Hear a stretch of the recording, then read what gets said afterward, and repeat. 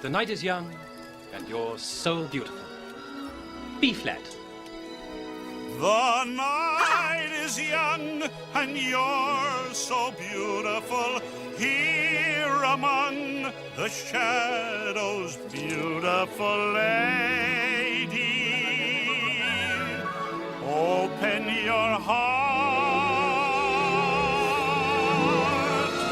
The scene is set, the breezes sing of it. Can't you get into the swing of it, lady? When do we start? When the lady is kissable and the evening is cool, any dream is permissible in the heart of a fool. The moon is high and you're so glamorous, and if I seem over amorous, lady, what can I do? The night is young and I'm in love with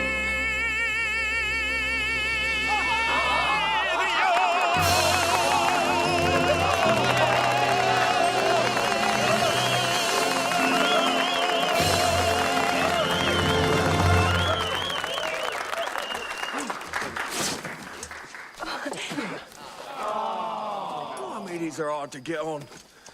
Let's face it, you gotta be a man to wear tights. Will, how many seams? Perfect.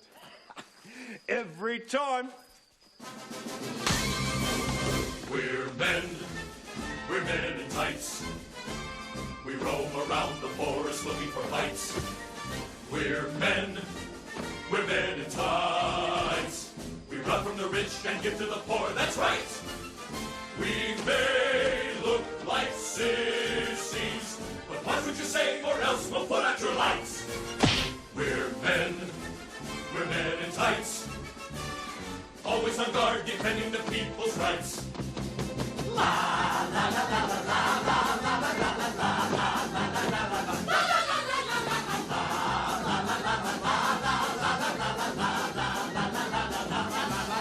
We're men, manly men, we're men in tights.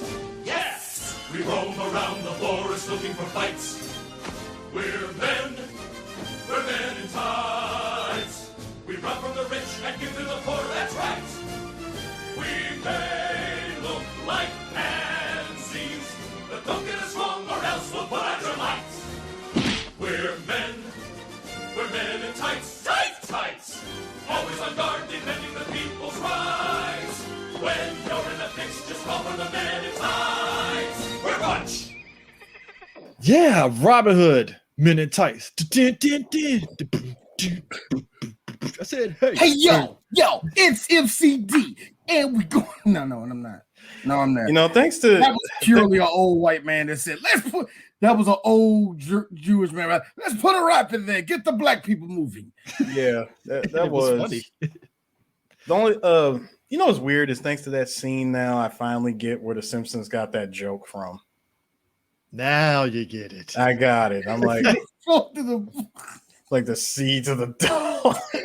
The Z to the O to the It double was O. Zorro. It was Zorro, but I'm like, y'all clearly got this from Robin Hood Men in Tights. I feel like there was another movie where it ended, where it said executive producer, whomever, in spray paint. Like, I feel like there was another movie that did that. Here's what wows me out about this. Like, you know, with us, we love all of Mel Brooks films and stuff. We love it, even down to Dracula Dead and Loving It. There's a layer of like, we laugh, right? What got me about this movie is that I didn't know critics were very just mad about the movie, to the point to where it was one critic, no bullshit. He sat there and said that the film was crashingly unfunny and a sign that a 67-year-old comedian's sense of humor isn't as sharp as it once was. Yeah, that's because they didn't get Young Frankenstein the way they had it back in the 70s. Mel Brooks is clearly going down the drain. I'm just going to take a quick moment now that we're live, and I'm just going to bring up something. I was all for this movie until I looked at the following credits. Chris, you already know about this because we talked about this off like before we went live. I had to stop and pause the movie when I came across a name, and the name was Evan Chandler. Now, when I looked at this, I said, that name sounds familiar, but I really hope it's not who I think it is. Go to IMDb, look up Robin Hood Men in Tights. Oh, he wrote this movie. Oh, story by him. And he was one of the writers along with Mel Brooks. I was like, okay, so 3 people wrote this, one of them being a miserable piece of shit. And I click on his name. Yeah, this is the motherfucker that framed MJ in the same year that this movie came out. Yeah, your MJ senses was tingling. Something I sense a disturbance in the force. Okay, and hey, I already told. Hey, and when I saw and listen, after I saw it, I said, "This movie's tainted." See, that's what I told you. It's tainted to me. It's tainted to me. No, don't get me wrong. Don't get me wrong. Listen, D. I enjoyed the movie, but it's a lot like looking at a movie that you enjoyed back then. You look at it now and go, God, I really can't enjoy this the same way. You know, it's the R. Kelly effect.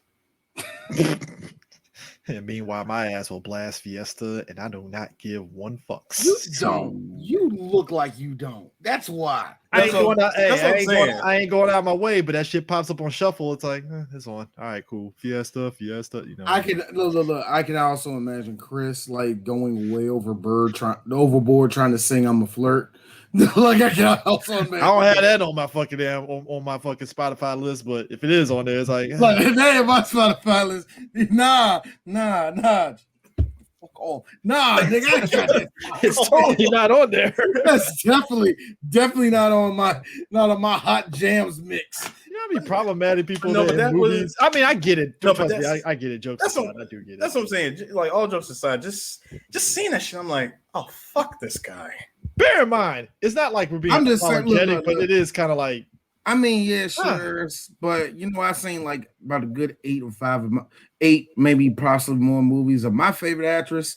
Clearly being on set doing that movie after being fingered by the producer. So I know. I'm just saying. No. I know where you're coming from. No, listen, D. I get it. Okay, I get that. Throw one rock. You hit 5 fucked up people in Hollywood. I'm just saying, I get it. I totally get it. All I was saying from that was, really, dude, you were trying to get a movie out of this guy, and when he said no, you did this. I mean, that's the nature. You were working with Mel Brooks, but like I told you before. But again, I'm not going to be stuck. But again, I'm not going to be stuck on this. I'm really. It's just.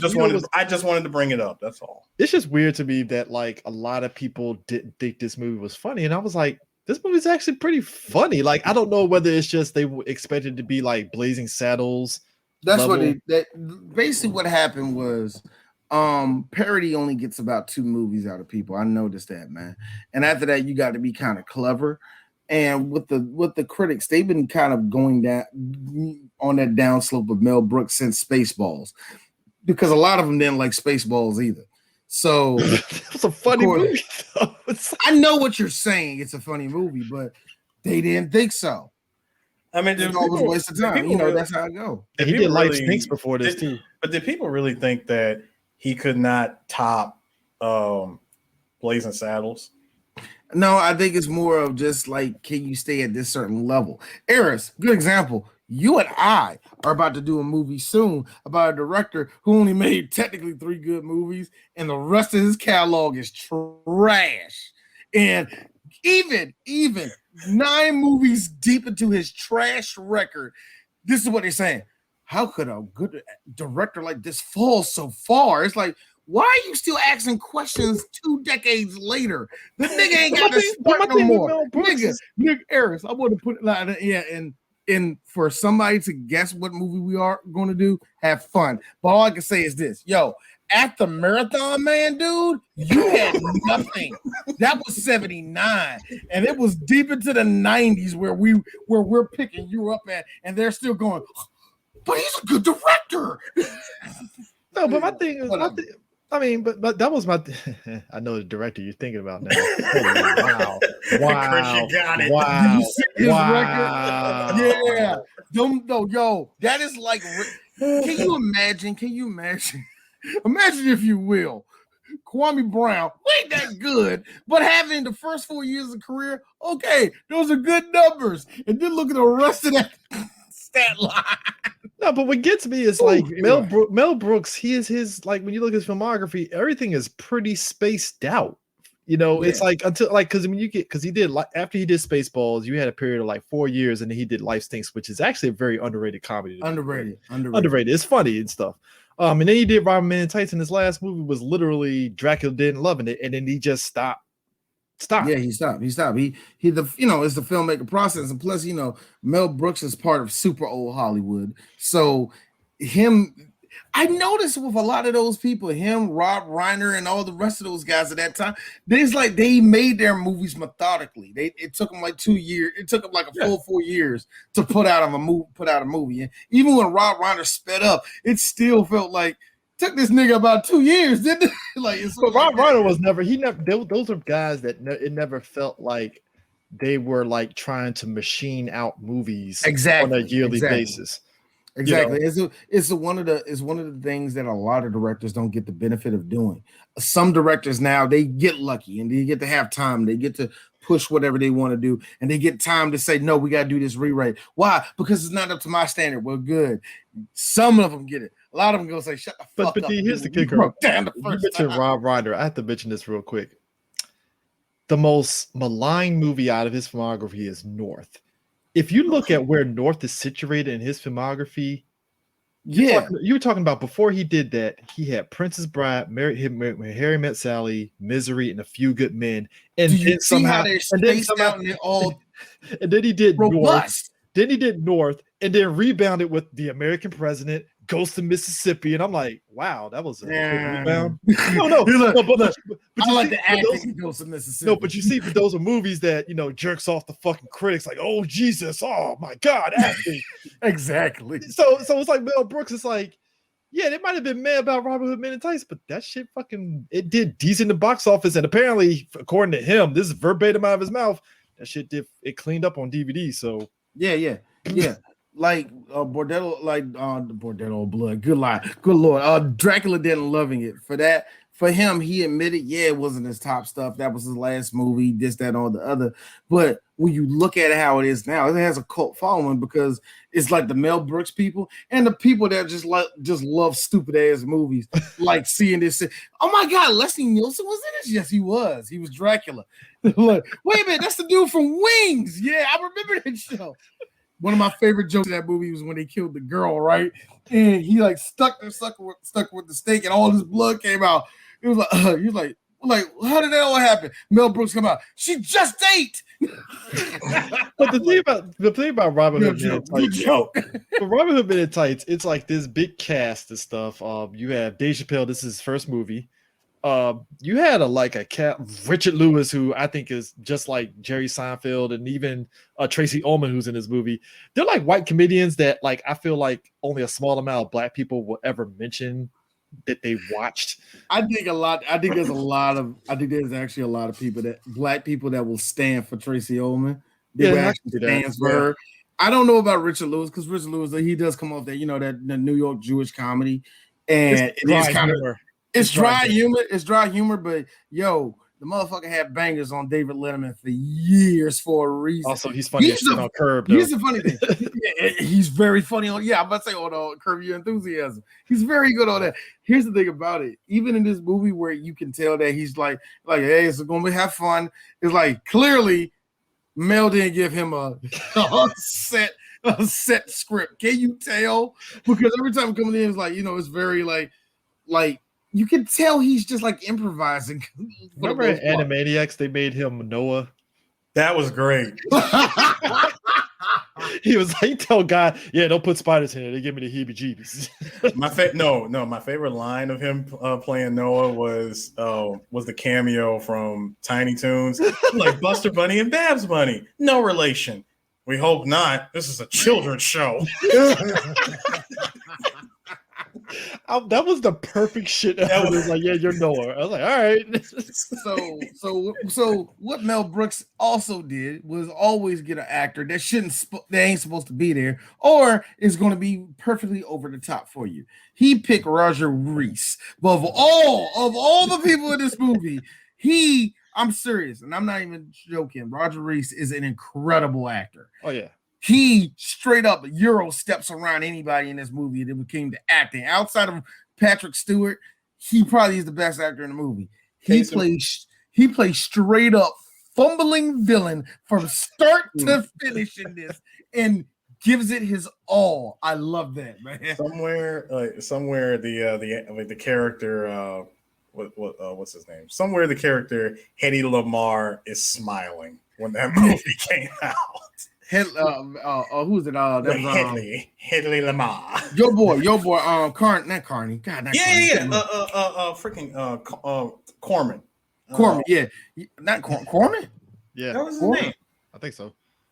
Fuck it up. See, I hate it when I mess up legends' names and but shit. Him playing the sheriff of Rottingham is fucking hilarious. Rottingham. The Rottingham. You have to roll your tongue. Oh man, but you were about to say something, D, about the whole thing with Dave Chappelle. It was very weird. Dave Chappelle was actually scouted out by Harvey Korman. Harvey Korman, dang, I fucked it up. And Harvey Korman is actually in the last one, Dead and Loving It. He plays the doctor, and it's so funny. Peter McNichol is Renfield in that, and Renfield's in the crazy house, and his go-to way of punishing you and calming you down is an enema. So I like how they get him last time. He's like, you know what to do. Oh God, no, not another enema. And then give him another enema, and then give him another enema until he calms down. And I just died laughing because it's like, so give it a man an enema. Anyway. All right. So Mel Brooks already saw Dave Chappelle at a comedy club or some shit like that, and was like, yeah, I like that young man. I want to really give somebody an opportunity who could be the black kid person I get in this movie. And one day, going to in a club in LA, hanging out with his friend Quincy Jones, as all white people did back in that time, just hanging out with Quincy Jones. Dave Chappelle gets on stage. And Mel was like, that kid. And here comes, and then Quincy Jones was like, oh yeah, I heard about him, man. He funny as hell. Somebody, you need to put him in a movie, man. He bad as shit.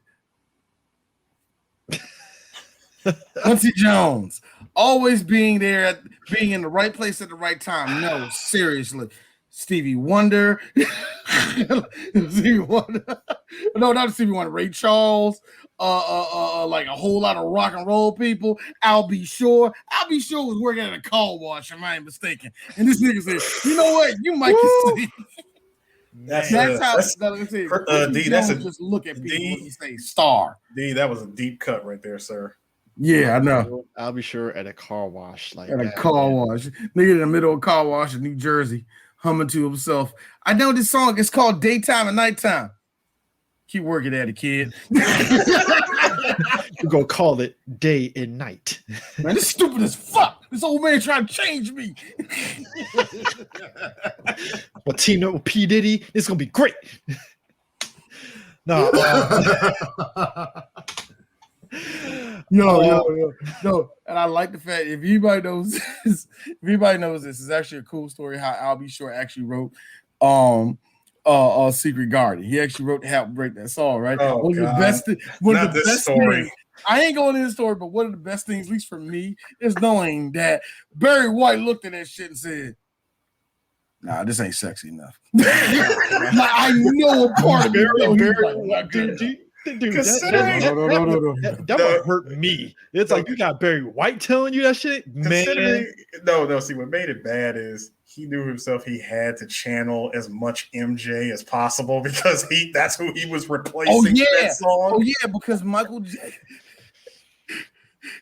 Jackson probably lied. Michael like, no, it's a love. Thank you, Quincy. It's such a lovely song, but I got to say no to it. Real talk. That nigga said this. Oh no. Like, why, Mike? That shit gay, man. No. Dude, that's man. Dude, before we continue, That shit don't come. Hold on, Aaron. That shit doesn't. That shit don't slap. Hey, Tito, come in here. You can probably sing this. You wait a minute. Who wrote it? Who? I'll be what? Who does it? Quincy, why you keep on going to these car washes and getting these yellow niggas that you think can sing? Dude, that's just as funny. Before we continue, that's just as funny. It's like when Pharrell came out and said that he wrote "Frontin'" for fucking Prince, and Prince looked at him and was like, "No." Are you serious? Yes. He wrote, Pharrell I mean fucking Frontin'. No, Chris. Like, Prince. No, Chris. Prince looked at Pharrell and said, "Are you serious?" Basically, Pharrell was really like, "Man, Prince told me no." Like, god damn. Like, I just like the idea that it probably took him like probably 2 years to get to Prince, to be in front of him, to be comfortable with him enough so he can go to so he can like chill with him and have a jam session and all that, and cool enough for you. That takes time, Chris. That takes time. That was put on that fucking Frontin' beat. It was like, this is for you. This man went on some. Prince, come over here real quick. Jam to this one. Beam. Turn it off. Why? That shit's not real. Is that shit your keyboard? Yeah. No, it needs to be a grand piano. Get the fuck out of Paisley Park right now. The dogs have already been released. For real. And how fun is that for Pharrell, who's only like 5'1", like scurrying out? Hold on. He's only 5'1", towering over Prince. Morris, Chris, the hounds. Chris. I fucking hate you. No, dude, think about this. Just imagine how much his world literally shattered. My man Pharrell went on a whole ass Donnie Brasco investigation undercover setup just to meet this guy. 2 years wasted. Just to be told no. They turned around and just got Jay-Z and was like, "Hey, Jay-Z, I just wanted you to do a rap," and then boom, I'll do the fucking song. God damn it. Actually, a part of me, and for a long time, it took me a long time to like that song. A part of me think it was actually boom, doo, doo, oh, and when Prince heard that clip, no. That might have been it, maybe. That probably been it. Take that corny shit out of my heart. I mean, come on. Sorry, go ahead, dude. I told you, don't let no niggas from Virginia in my fucking place. Specify that, sir. Virginia Beach. Don't say that. Uh-oh. He froze. Guys, 3BG is shut down. The government doesn't like us talking about this. The spirit of Prince has spoken. Oh my god, man! As you can see, D is frozen in terror. It's like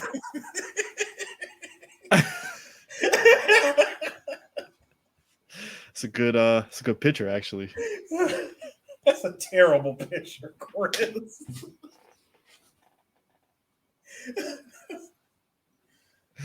Go ahead and get that real quick. That's the way you said it. Go ahead.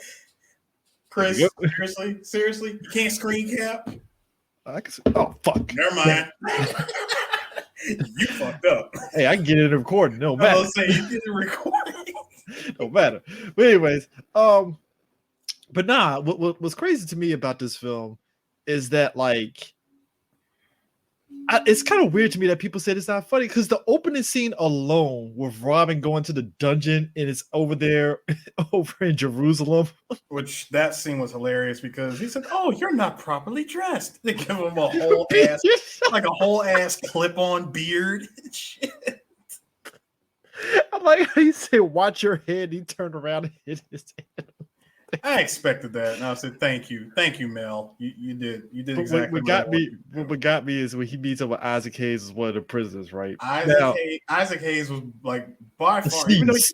even though you used him for like just that, like what is the first 5 minutes tops. 5 minutes tops. You used him for 5 minutes. That was probably the best 5 minutes that you spent Because what using made it, Isaac Hayes. because He was great. what made it hilarious was when Robert asked him what he was in for, and in my head, because I hadn't seen it in a while, I'm thinking, oh, it was because he's black, right? I like how he's like jaywalking. And Rob is like, okay, yeah, Jay, all right, cool. And the fact that they easily broke out, and he's like, what was that noise? Oh, this is the breaking of my man's heart. He's going to betray his kingdom. And my man kept coming. He's like, that's great news. I can get a promotion. Yeah, please go. Now. This is great. But you know another thing? And it was like great news like this should be rewarded. Yeah, please go. On second thought, bad news. Like bad news is terrible. And the prison, dude. And the funny thing is, the whole prison sequence, they escape so easy. It's like, all right, you get that wall. They all escape. They climb out. And he's like, all right, on the count of 3, 1, 2, 3, and just push the gate up, and they're out. Just push the gate open. I'm like, yeah, that's classic Mel Brooks. And my man's reaction was priceless. All right, everybody, I got great news. And I'm in deep shit.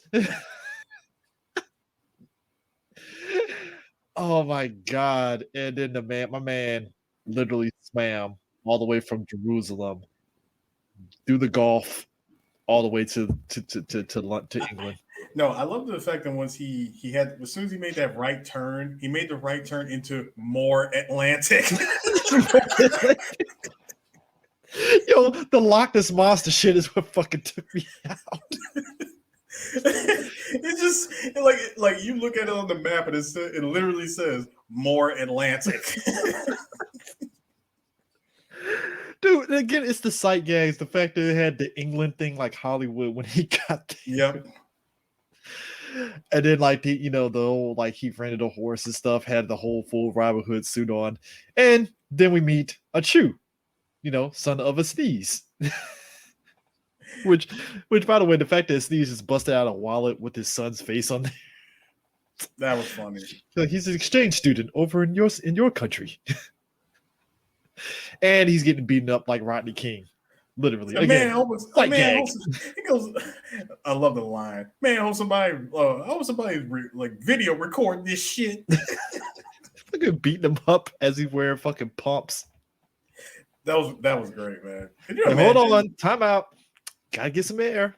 Psst, psst. Which, by the way, I never got those shoes. I know they reintroduced them back onto the market, as like a throwback and stuff. And I'm like, I don't want to pay that much for them though.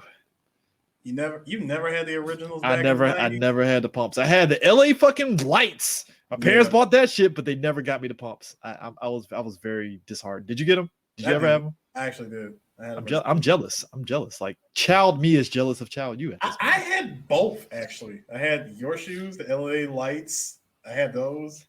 And I was mad how fast the battery died on those damn things. I didn't know you could take the battery out till my dad told me and stuff. And he actually went to CVS and got the battery for me and stuff and replaced it. Yeah, when they showed it on they showed it for the commercial for the shoes, they actually showed like the actual piece. See, I barely remember it. So it was like because you're a kid, you just see lights and you're like, oh, okay, cool, that's fine.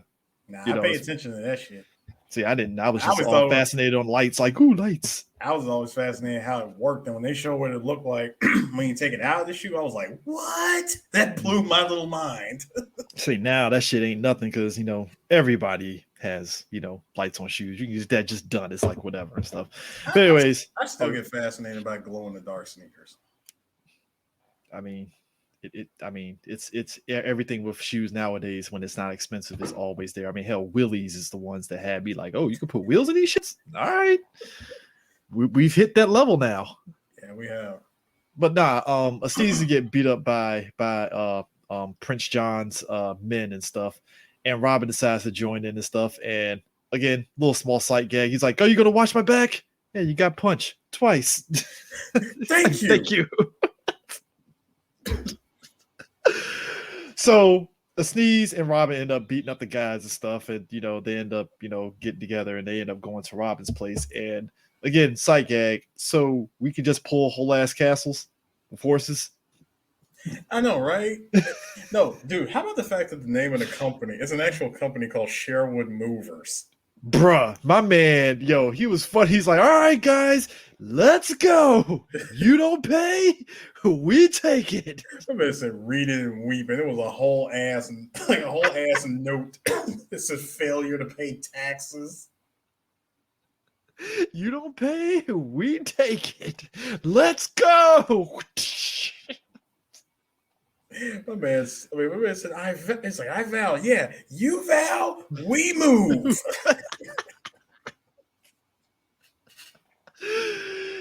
And then takes the castle and then fucking blinking his fucking ass.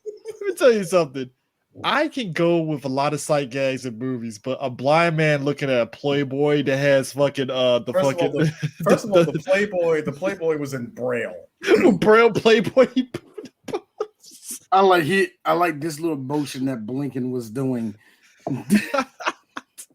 Also, shout out to Blinken not wiping, just pulling his pants up and shit. Just know, not giving a fuck. Well, who's to say Hey, man. Hold on. First of all, who's to say he was actually using the bathroom? Ooh, that's a good point. But I also, mean, I know I had to hit that jump with thicker than a bowl of oatmeal jump. I mean, come on, think about it. Where's a typical place that most guys go to read a Playboy? In the bathroom. You're not even using it. You're in there to read. Guys, Look at me. Men, look at me. You jerk off in the bathroom. We all do. Also, again, that whole pull your pants up, no wipe, that's some like 5-year-old shit. It's like, But 5-year-old, D.L. Hughley, that joke still fucking rings true to this day. He's like, what is up with 5-year-olds? They sit there and take a dump and they just pull the pants up. Don't wipe, just pull the pants up and shit. Yo, man, I punched my son. This is true. I punched the shit out of my son when he was like 4.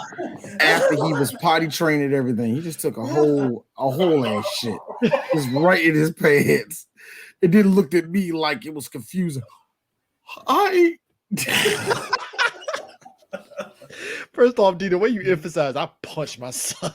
Oh no, I mean, it could be worse. It could be worse. D, it could be worse. Listen, D, your son could have pulled the Randy Marsh from South Park. He could have called you in, Father, come look at this. Father. It is the greatest crap I've ever taken. Nah, but just the fact that Blinken hits the statue, he's like, "Oh my god, you lost your arms, but you got some great bibs, though." Blinken. Oh, you're over here. Blinken. I remember the first time I seen that, my dad laughing uncontrollably at the name Blinken for a blind person.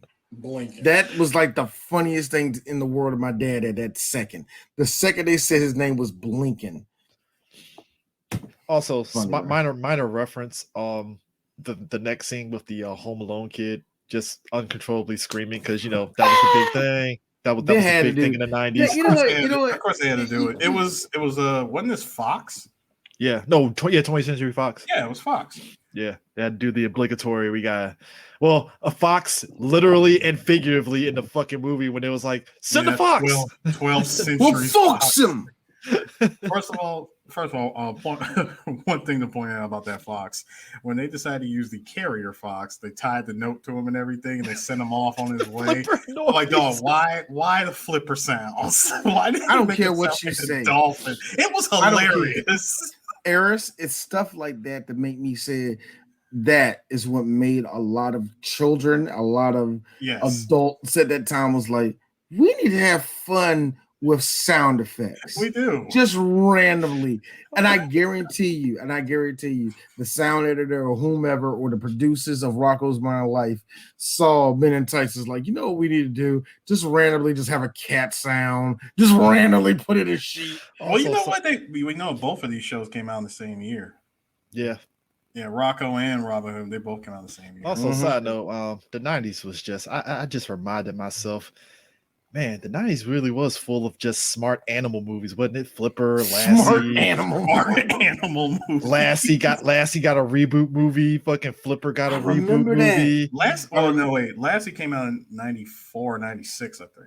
Either way, man. I Either way. Yeah. I remember Flipper going They got Paul Hogan. I'm like, yo, y'all got Crocodile Dundee in a Flipper movie. All right. I remember Flipper being revived on Nickelodeon. Though. That's what really did it. Nickelodeon playing reruns. Yeah, I remember that too. I remember the reruns. No, Chris, do you remember that movie with it was this young kid. Well, I'm not gonna say it. Like this teenager and his dog. They got in the woods. They were stuck in like the Pacific Northwest or whatever. And a plane crash. Yeah. What was it? Far Away Home or Long Way Home? Might as well say, hey, we're gonna film in the woods of Canada. It's cheap. Have fun. It started out on a boat. He crash landed in Canada. I'm like, kid, you're not that far from Washington State. All right, just walk your ass to Washington State. Fine. It's you and a dog, and the dog fought a bear.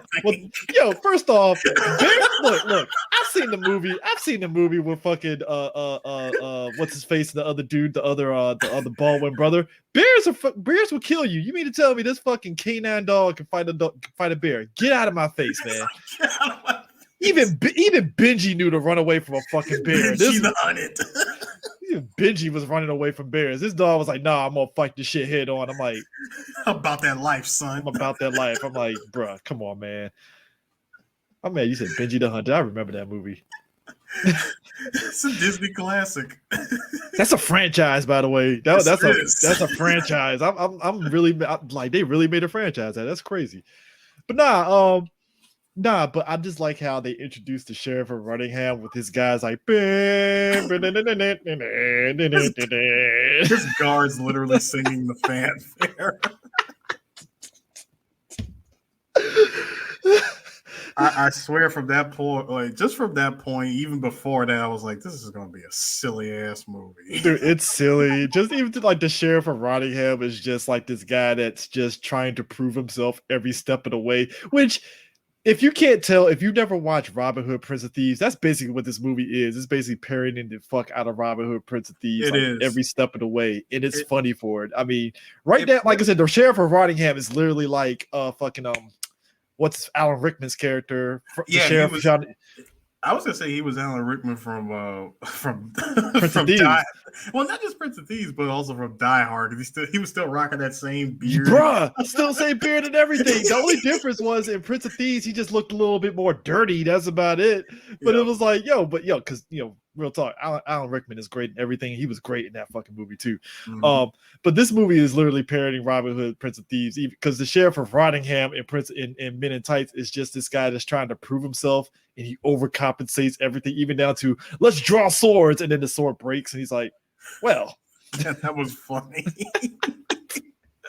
Like the sword broke completely from the hilt, not even in pieces, just at the hilt. And he's like, huh. So it was click. And then Robin Hood just cuts it, and he just slides underneath, and he was like, underneath the horse. He's like, man, you need to worry about that horse pissing on you, sir. Right there. That right there was like Chappelle show writing. Oh my god! And then just the fact that he's like, "Don't mind the rocks." The guards still singing as they. It's like, will you shut up? It's like, will you shut up? Yo, and then the fact that the kid runs away like, back to go home alone now. Again, this is a silly ass movie. Dog, and then the shit that got me though. The shit that got me is the fucking Little John. It's just the fact that he was like, yeah, my name is Little John, but truth be told, between me and you, I'm really big in real life. Couldn't tell. Good tell. I always thought it was like a penis joke. I always took that for a dick joke, but it's like, okay, John. but I actually took it for literally his height and size. He's like, no, it's just a name. I happen to be very large. Like, I'm actually quite big. No, and then this boy, when he's like, yeah, my name is Will Scarlett O'Hara. And they just looked at each other like, okay. I'm from Georgia. Yeah, thank you. I'm from Georgia. Again, as Sue said, it's silly because the stick fight between Little John and Robin Hood, even as a kid, I laughed my ass off. It just de-escalates to like the stick breaking in half. Like, hey, I don't mean to be that person, but I don't think this is worth a fight. I mean, look, I'm over here. Yeah. Now I'm over here. Yeah, I'm on the east side. Now I'm on the west side. I mean, I'm just saying, it ain't worth it. Doesn't matter. It's the principle of it. I love the fact that they had enough. Like, the one thing I will give Carrie Elways, and I think it was done on purpose, was for every scene, even in he's a scene, he has a shit-eating grin on his face. So it's like, he has that look on his face. I just know that was done on purpose, you know. Oh man, just the fact that it just escalated and stuff, and then when it broke, they were like, look, That needs to be a thing. Oh my god! Anybody want to settle differences? You just put the stick out like that and wait for the first person has to hit. I remember doing that shit with pencils and breaking so many number 2 pencils. My parents being pissed off at me, like, how many pencils did you break, son? One of the best episodes on Craig of the Creek, which is a show about black kids in the kids in the DMV area. But anyway, what makes it, they did an episode where it was literally like WWF, but it was like pencil fighting, and it was so stupid, and it was one of the most cutest shit I've ever seen. I love that show. I love that show. Every time we talk about Craig of the Creek, I gotta put on my PG County monocle. Oh yeah. Actually, you see, there's history. PG County is Wakanda, all black. But it's like this. But I like how me and Jared, shout out boy Jared. I like how Jared, a dude from Baltimore. Hey, I think that's Baltimore County. Okay, Baltimore person. No, it's not. But he was like, come on, dude. That kind of look like Howard County. Kind of do. But I'm like, there's way too many white kids that are that don't have parents on meth that are Howard County is the distant cousin of PG County. Howard County and Anne Arundel County are the cousins. Like, hey, we part of the family. We don't talk to them. We don't talk about them. Virginia don't like talking about them.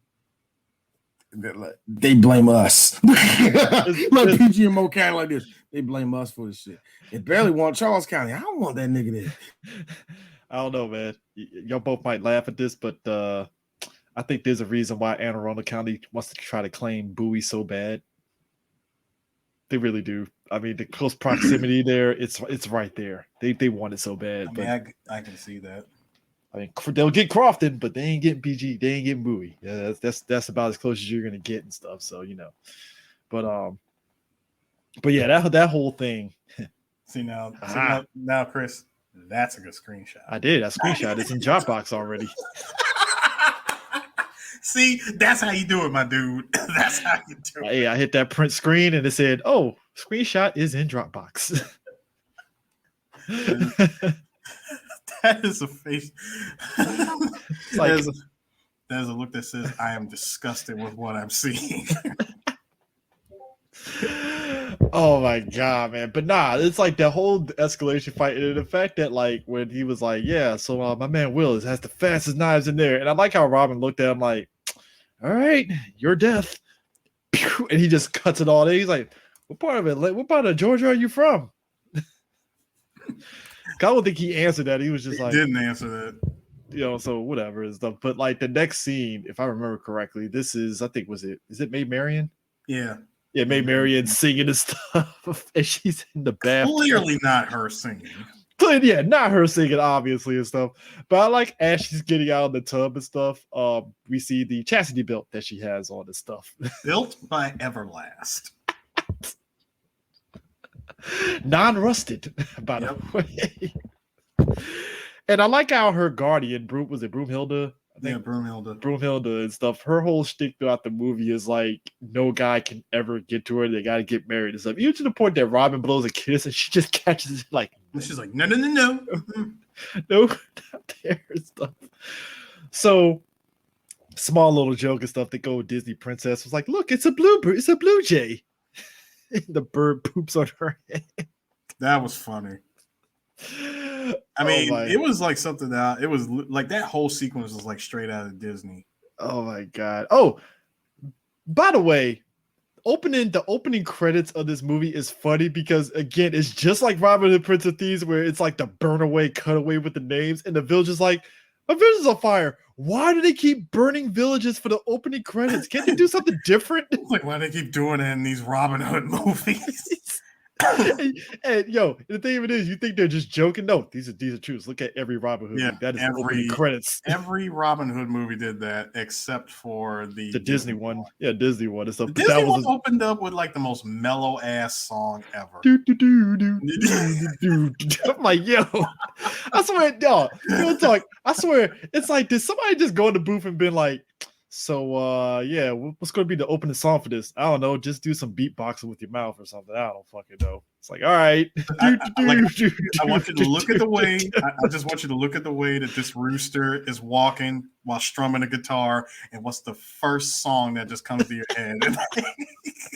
And look, as much as I can sit there and say that's the most white guy shit ever, I was jamming out to that fucking song. That is like a chill ass song. That song was chill as fuck. That's the reason why I bought that fucking movie on Blu-ray. I was like, I got to get this movie on Blu-ray. It was a nice change of pace for Robin Hood movies. Like, holy shit, we're not starting out with flaming, burning arrows and shit. No, we didn't see that until way later in that movie. Dude, even with the new one with fucking Gladiator himself playing Robin Hood, which that was the most.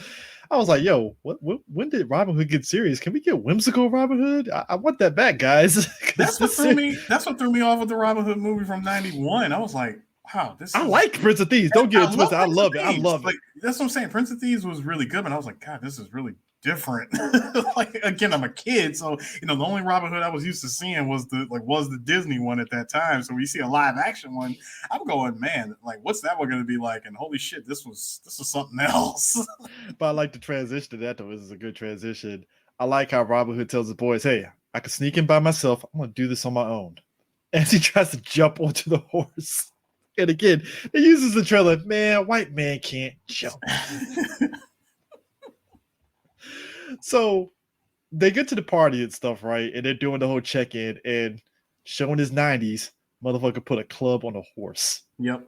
Lock it all. And I had a club on my car. I remember you did. In retrospect, the club works to the degree that it can work. I heard somebody, no bullshit, tell a story about it, how they had a club in their car and they lost the key. And they can only turn left on the way home. And I was like, that had to be the horrible ass drive. Like, you could only turn left. That's terrible. Which, by the way, kids, don't get a club ever in life. It's a good thing, but it's like, you better hope, number one, you had the key, but two, it did prevent thefts. If anything, it was an annoying deterrence, if anything. So it prevented thefts, but you want to know the other thing that also prevents thefts? Own a manual. Yeah, that's true. Just own a manual, own a stick shift. If you got a manual transmission. See, Master Tame has mentioned the club in Jersey. Look, at some point, maybe we might do New Jersey Drive or whatever. Maybe, I don't know. But like New Jersey, I heard New Jersey was like infamous for like car thefts, like big time and stuff. And like clubs wasn't shit in New Jersey around that time because motherfuckers just cut that shit off and then that's it and stuff. Oh, so you want another place that's also very popular for car thefts? What? Japan. I'm not shocked. That doesn't shock me whatsoever. The number one car that gets stolen for the oddest thing. Sylvia's. Fucking S13s, S14s, S15s, all getting snatched. Man, that's crazy. That is crazy. But I like how he rolls up there pig on his back and just. Oh, by the way, the mime is entertaining the king. He's like, kill him, get him out of here. Hold on. A mime is a terrible thing to waste. All right, let him live. Robin kicks down the door, puts the pig on the table, right? And it's just like how he just storms in like he owns the place. Just drops the wild pig in front of him. And again, Roger Rees plays the sheriff of Rottingham perfectly, trying to prove himself because the whole time he's just stumbling over his words and stuff about like him. Because again, you can't hunt in the woods on the king's land and stuff, and he's just flabbergasted, like what? I like how everybody was going, what? Because he literally just took that whole sentence and just mixed every word. Yeah. And then I like how he was like, what makes you so different from other Robin Hoods? Because unlike other Robin Hoods, I speak with an English accent. I can when he looked into the camera and dared to say that, I said, ooh. Now, for those that don't know, this movie got some shade. For those that don't know, our man Kevin Costner, his English accent was horrible. Holy shit. Wasn't that good? Let's go, May Marianne. I'm like, that's it, Kevin. That's it. They might as well just say Kevin Costner, just speak in your normal voice. Don't even do it. No, Chris, it goes right back to that Family Guy joke. How does Kevin Costner keep getting work? No, that was Matthew McConaughey. No, it wasn't. It was Kevin Costner. It was Kevin Costner. Oh, okay. Because he said, "How does Kevin Costner keep getting work?" Because Carrie Ellis says that shit. First of all, no one will ever say that about Matthew McConaughey. All right, he's a national treasure. Fair enough. No, but it's just you've seen that Lincoln commercial he did. No, but what had me rolling is that when he said that shit, I was like, yo, he ain't lying, because Kevin Costner, that accent was all over the fucking place in Prince of Thieves. Like, I don't even think Morgan Freeman had an accent in that movie. I don't think he did. Yeah, it was just Morgan Freeman being Morgan Freeman. I think Christian Slater had an accent, I think. He tried. Christian Slater was probably closest between the two. But that's not saying much. The only one on the level of actually giving a shit. Yeah, I mean, outside of Alan Rickman, right? Because Rickman gives 100%. But also, we're gonna get to it with Patrick Stewart playing the king, because there's another shade joke in that shit too. Mm-hmm. So he throws it down, and they do the whole "I challenge you to do it." And he slaps him, and he's like, motherfucker pulls out the steel glove. I fucking hollered. He just grabbed the steel glove off the table. I'm like, I knew that glove was sitting there for a reason. He just slapped him, and Roger Rees' face was like, ow. I'm like, Roger, first of all, I'm surprised you're not knocked out, sir. That is a whole ass steel glove that you got bitch slapped with. My man, the whole movie, like, I love him, man. I really do love him. He really did kind of more or less steal the movie every time he was on screen, man. He really went for it. I love it. So, but like, they get into a fight. They start fighting and stuff, and that's when the Merry Men, rolled up in there and they're helping Robin, and we get this whole big fight and stuff that's just ridiculous as hell, with Blinken fighting a damn pole. I'm not gonna lie, I laughed my ass off at that part. I didn't think I was gonna laugh at that, but then when I saw it, I was like, that's actually fucking hilarious. Dude, the fact that they sped up that scene. Yo, my man was going hard in the fucking paint on that shit. Like, yo, he was really like getting it, like You could tell he was all winded and shit. Dude, when he got the final stab, it's like, whew. Nah, but actually before that, when he gives Robin the beard, right, and they do the pan shot, you see Blinken just swinging the sword. Yeah. He looked all robotic and shit. My man was looking like an NPC. You can no longer interact with him. He's just doing his thing. Oh, he just swung the sword. Animation loop. Oh my god, man! And then just the fact that it ends off with like, with all the armored men rolling there, and just Rich Lewis like, I hope it's worth all the noise. Oh man, I like that shot though. You seeing all the men in the armor falling over, tipping over each other. I like it because like a good portion of them are fake, but like some of them have to have a see the real bend. guy in them so they can reach the other one so it can tip over. So Oh, it's actually a pretty with the decent bending shot. of you could tell with some of the shots if you see a bend the knee, that's when you knew it was real and stuff. Yeah, I like how I love one the just falls right over because he was too short and he had to kind of nudge him with his head. I just love the domino effect. Oh my god, no! But just before that, when Robin was like right rope, because prior to that he grabbed the wrong fucking rope and just fucking flat on the fucking ground after that shit.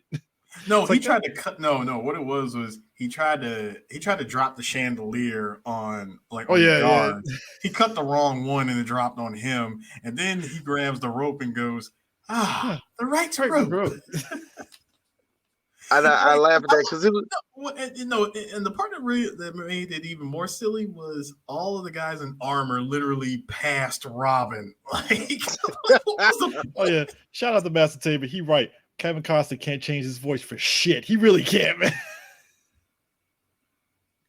He can't. My man cannot do an accent. It's like, Kevin, play a Southern guy. Sure, I guess. I mean, it was that movie Black and White or whatever and shit. I'm like, Kevin, your Southern accent is garbage. What are we doing? Every accent that Kevin Costner has is garbage. As I said earlier, come on, Maid Marian. I'm like, all right, guy. All right. Come on, Maid Marian, let's go. How art thou? I've seen wooden actors. I've also seen real wood. I've seen both.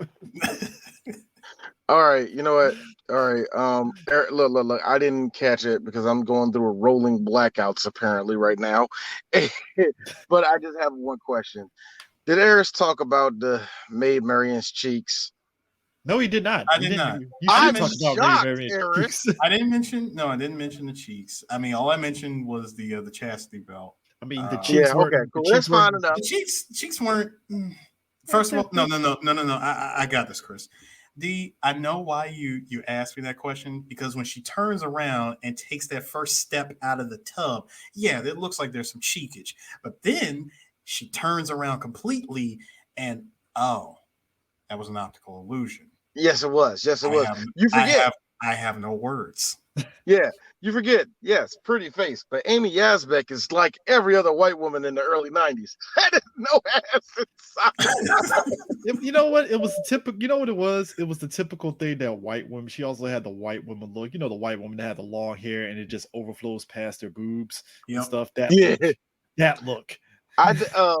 What gets me about her, she was perfect for it because you needed a woman that be a little bit silly and and her whole accent is kind of like how Matt Berry's accent is. Matt Berry's accent is totally made up. Yeah, he came up with that weird accent like that, and she kind of did the same thing where it's like Shakespearean, but at the same time it's someone who is clearly overacting it. So I kind of like that. She's always been good for the silly roles, because even when she was in Problem Child, I actually liked her as just playing that like overbearing wife. Yeah. Ain't it great that we know for a fact that somewhere, somehow, she was banging John Ritter at the time? That was awesome. Anyway. Man, hey, it's rare that you get like a couple that met each other on a movie and they got married because of it. That's crazy. I don't know about that, Chris. You want to take a number on that? I'm about to say, one already comes to mind. That was Clerks. Also, let's also not discriminate. Fuck buddies were found on set too. Mm-hmm. Yo. Hey Chris. That's when you just pick a random, not true rumor. Like, yeah, that's right. Billy Bob Thornton and I don't know, Yasmin Bleak was having sex. I don't know if I'm gonna fucking be real with this and stuff. Will and Jada.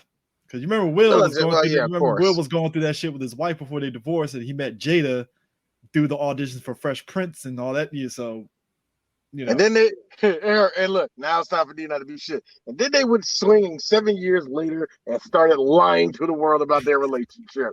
It's a grand. Then we saw Will crying, man tears, and we all laughed. I just like how that nigga went from man tears to damn man. I need to get back in shape. First of all, No, so we're just not gonna explain the cuck relationship that was going on, huh? first of all, Chris, that was not a man tear. That was how come he don't want me, man tears. It really was. To me, it wasn't how come you don't want me no more. Like, so this is how you gonna do me? That's what that was. No, wait, I'm sorry. No, wait, I'm sorry. Hold on. Let me take that back. It wasn't how come you don't want me, man, because that was more serious. It was, y'all. I'm sorry. Those were my pills, Carlton. I ain't mean for you to take them. Actually, no. That was the please say psych face. Please say psych. Please say psych. Please tell me you're joking. It's like, nah, Will, I suck all I've seen is dick. All right, deal with it. No, I did not. Now, first off, Will. Hold up, Chris. No, it wasn't that one. We got one more that we can go back to this movie. I promised somebody that if I said hello, you talk to me. Hello. Please say hello to me. You know what that face was there, Chris? I tell you that face was also. God, I love I Am Legend. I'm sorry. I Am Legend was I Am Legend is how Will feels like inside. There's no one to talk to. When he's at home by himself, dude, that was him during COVID. That's basically Will Smith right there. You gotta think about it. That was him during COVID. You gotta think about it. His son right now, like, yeah, Dad, we cool, but I ain't trying to talk to you. I'm trying to do all this weird shit. His daughter, Dad, I'm a pansexual now. You're gonna have to. Okay. So you gotta think your life sucks. Also, your other son, actually, the only one in his other son is like. My wife clearly said that she was gargling the balls of a D+ R&B singer. So you know what? My life is not grand right now. Okay. At this point, I need to move. I need to just move to like an abandoned ass town and get a dog. What? AKA his big ass fucking property where he was basically chilling in his big ass garage, pretty much through all the COVID. All he was nerd. Listen, all he was missing, Chris, was the dog. He just needed the dog from my I saw that picture of his property, and I'm like, so Will, the whole COVID, you were just chilling in that big ass garage that you made a studio. Of course. I'm just saying, dog, for a nigga, Will, for a nigga that fucked the shit out of Margot Robbie plenty of times, you are a sad dude, dog. So you fucked Harley Quinn. At this point, you should just throw that shit in Jada's face at that point. Like, I fucked Harley Quinn, bitch. I would too, man. I'll be making up shit. I will play on Jada's homophobia. Oh yeah, she a black woman. She got some of it. First of all, it's Margot Robbie. If any of us was given the opportunity, believe me, you'd be crazy to say no. Actually, I'd be an asshole about it too. The Jay is like, I fucked Jamie Presley's doppelganger. What? You figure it out. Figure it out. I like the fact that you called Jamie Presley the true clone and not Margot Robbie. Hey, you put them side by side. And they tell you, and one of them sits there and says, I'm the real Jamie Presley. Who you shooting? Exactly. Take your pick. Actually, it's very easy. She a Carolina girl. Hey, I got a question. Pig feet, yes or no? Yeah. It's like, Margot, you gotta go. Margot, let her Australian come out. No, wait. Good night, mate. Whoa, shit. I'm sorry. I'm not gonna shoot Harley Quinn. So you would purposely shoot Jamie Presley. I will shoot. No, and just to drive the knife in further, I'm gonna say this was for Ringmaster. It's like, no. Right when I pull the trigger, I'll say this is for Ringmaster. Nah, but for granted, yes, you became a Knight Rider when you was boning freaking Michael Jai White in that movie, but that ain't enough. Yeah, so but anyway, so after that whole thing, they end up getting the whole country to get on Robin's side. They have the speech, and again, it's the 90s. We gotta get a Malcolm X reference in there because there was a lot of movies doing those little. I like how he just broke the glasses out and put his finger to his head. That is Every black man has done that. Every black man that has a pair of glasses has done that. Every black man has done that. Eris, don't look the other way. Every black I'm man not has looking done the other that. way. I know I do that. Look, I mean, it. hey, you remember, dude? I remember when Malcolm X came out, and just there was a fever pitch of just like so much merchandising and just everything that was happening at that point. Remember the in time. shirts that came out when that movie dropped? X. There was a lot of niggas named Earl that knew somebody that had a t-shirt shop that just made a whole lot of X shirts.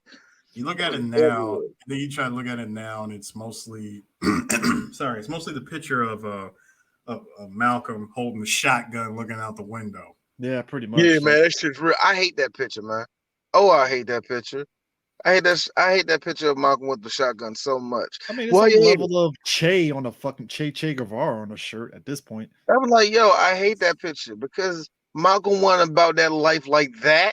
It was him You know why he protecting had his a fucking shotgun? family. Because he didn't know who was trying to kill him. Thank Get out you. get out my face, dog. He was Anyway, It's the same thing as all the Scarface pictures of Tony holding the freaking grenade launcher.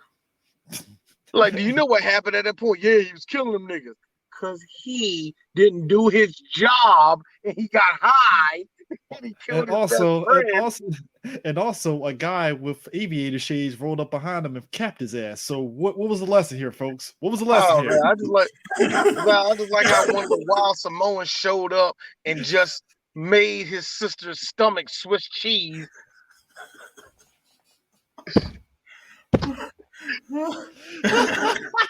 I'm mad that Chris just dropped the camera. Chris murdered his camera. I'm mad that you just dropped it right there. Like I also have this feeling like all right. Before we go on, I just got to say there's our favorite line. Fuck me, Tony. Fuck me, Tony. Yo. You fuck me. Yo, of course there's the corny joke. This one, countrymen, lend me your ears, and everybody grab their ear and throw it. Yo, I like how he's like, that was disgusting. Oh Lord, man. Dude, Then, just the fact that he was mentioning all these good socialist stuff and everybody just fell asleep on that shit. Everybody wants basically I like how they was like it was all trying to rile up the troops and all that. And I'm thinking to myself, there's only like 18 people there. That's going to take down all of England. 18 guys in tights. The whole trainings montage. Hey man, hilarious. it almost worked for King Leonidas. Yeah. Hey, look, he had the hot springs to help him, mitigate that. The hot gates. Yeah, the hot gates to mitigate that shit. So he can do that with 15 people. Real life, not really. Hey man, it's called tactics.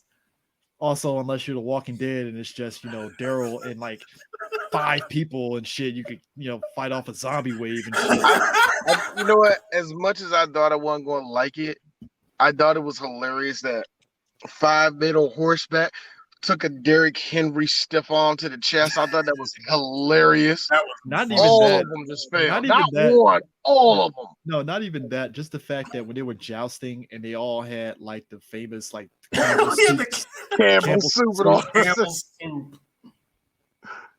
Dog, Dave Chappelle with the backwards hat cap. Dude, the backwards snapback. That is subtle comedy right there a little bit. Just subtle. I just had this feeling that Dave didn't come up with it. And because that just seems like something a white person would do to us. Like, hey, wear this. It'll be funny. Backwards. And then you look at it like, this is really a snapback. I still have to say that needs to be a thing. But also, guys, the subtle part of it too, he still wore the fucking damn pumps. He did. He kept the pumps on the whole time. Whole time, like a nigga. I ain't taking all these Kobe's, bro. Like a nigga. Ass. These Charles Buck Blacktops, man. I ain't taking these motherfuckers. Also, now, if there were some Jordans, he would make sure that they don't crease. Man, also the single funniest moment that even then that came into a GIF. Thank God they made it to a GIF is when they were fucking up on the bow and arrow, and Robin looks at the camera, looks back. Huh.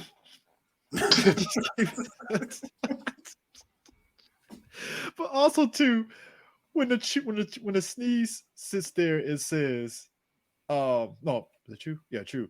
A true sister says, yeah, true sister says, man, we might as well go on ahead and just replace them with the dummies. I like how Robin was like, and it just cuts.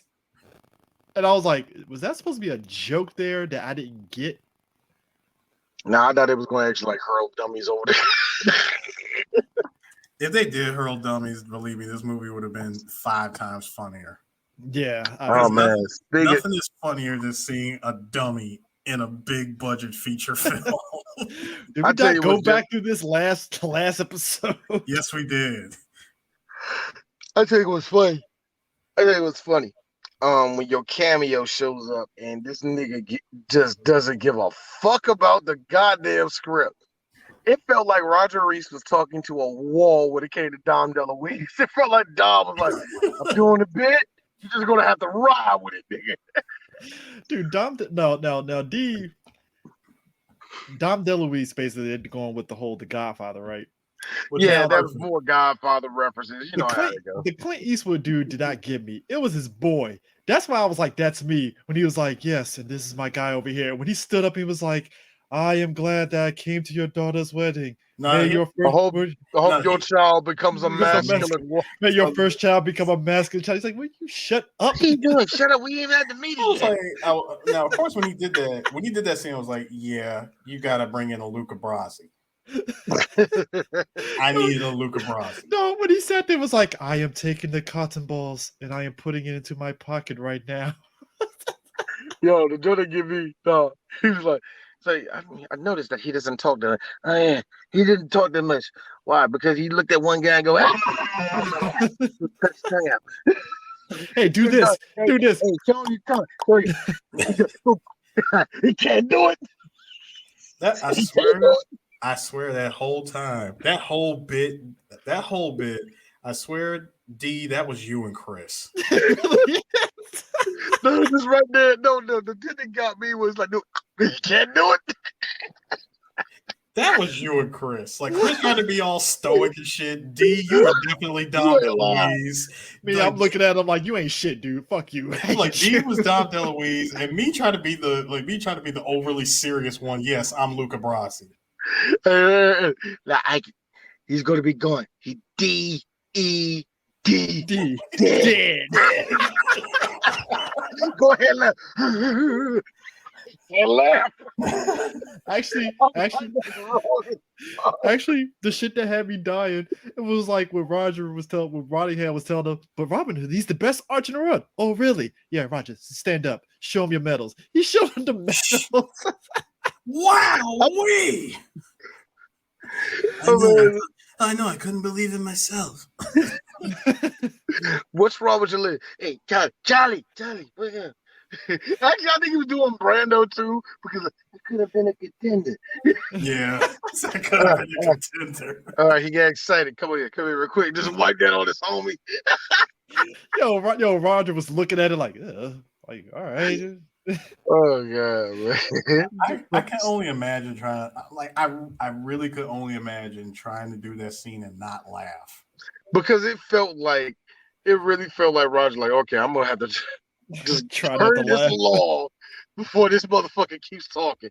Because I'm pretty sure they cut out like a minute of not funny and a minute of really, really hilarious that they couldn't put into a movie. Dog, I guarantee you, the shit between Prince John and Sheriff is always funny because there's 2 interactions prior to that have me rolling. When Prince is looking at Sheriff like, all right, Sheriff, I don't want you to say anything bad news. You have to make it happy. And I like how he's like, started just doing the fake laugh. He's like, yeah, Robin Hood, he made it in there and he said he's going to kill you. He's like, that's terrible news. He really hates you. It's like, that's terrible news. Why are you laughing? But because you told me to do the thing, and I was just trying to do the thing that you wanted me to do. Well, it failed. In the second one, he's in a fucking jacuzzi, and they're literally blowing bubbles in the fucking jacuzzi. All right, blow, not the bubbles. Go. Now, D, I agree with you. That was me. Yeah. All right, blow, not you. Go. Not even that. It's when I'm Sheriff was sorry, like, real talk. That's some balling ass shit. Think of it. It is the 10th century. I need a jacuzzi. You got a bunch of motherfuckers literally blowing bubbles in your bath. hot That ass is some breath, balleristic shit, nigga. hot ass breath in the fucking tub and shit. Hey, It's like, hey, look. Real that's talk. not. It's like, hey, listen. Don't knock it till you tried it. Like, hey, listen. It's not me. It's from these guys. But the dog, when the sheriff looked at it, was like, "But sir, I thought your mole was on the other side of your face." Again, I this have is a mole? no. Again, this is again, Chris. That's me. I have a mole. That was one of two lines I said. That's why I picked Eris. But dog, the shit when Prince John meets up with Tracy Ullman the witch, and she gives him the bowl with the eyeballs and the fucking bird egg. And he's like, that's interesting. It's just like a pastry at Vincent Price's house. I like how he ate a little bit and he spits out the eyeball. I love it because that thing had serious bounce too when he spit it out. The best line from that moment was Tracy Ullman. Testicles of newt. I guess you can. It's like testicles of newt. Guess you can say he's a transsexual now. Man. I swear. It's actually a good joke. No, it's a very good joke. I guarantee you, if anybody did that now, this movie would have been problematic. Not even that. When he said insensitive. Yeah. Excuse me. Moment of personal privilege. This movie.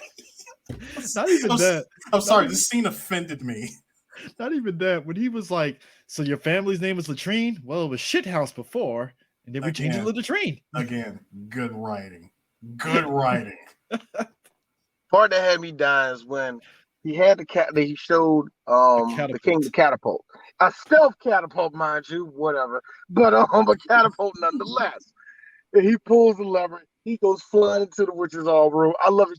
Oh Lord, if you can see him, my prince, send me a man. Thank you. She hops on. No, the best part about it when he leaves her. I touched it. I touched it. No, she says, I was this close. I touched it. She looked at the camera. It was just the fact that she looked at the camera and said, I was this close. I touched it. Dude, that is, you know who else? Tracy Ullman, you almost stole this movie. Tracy Ullman, old girl from Saturday Night Live reminds me of Tracy Ullman. Old girl that was in Ghostbusters. Kirsten? Kristen Wiig. No. Yeah. The other chick that played Egon. That was the Egon. Jane. Yeah. You gonna fuck up her last name, but yeah, her. Yeah, she has Tracy Ullman vibes on shit. Right.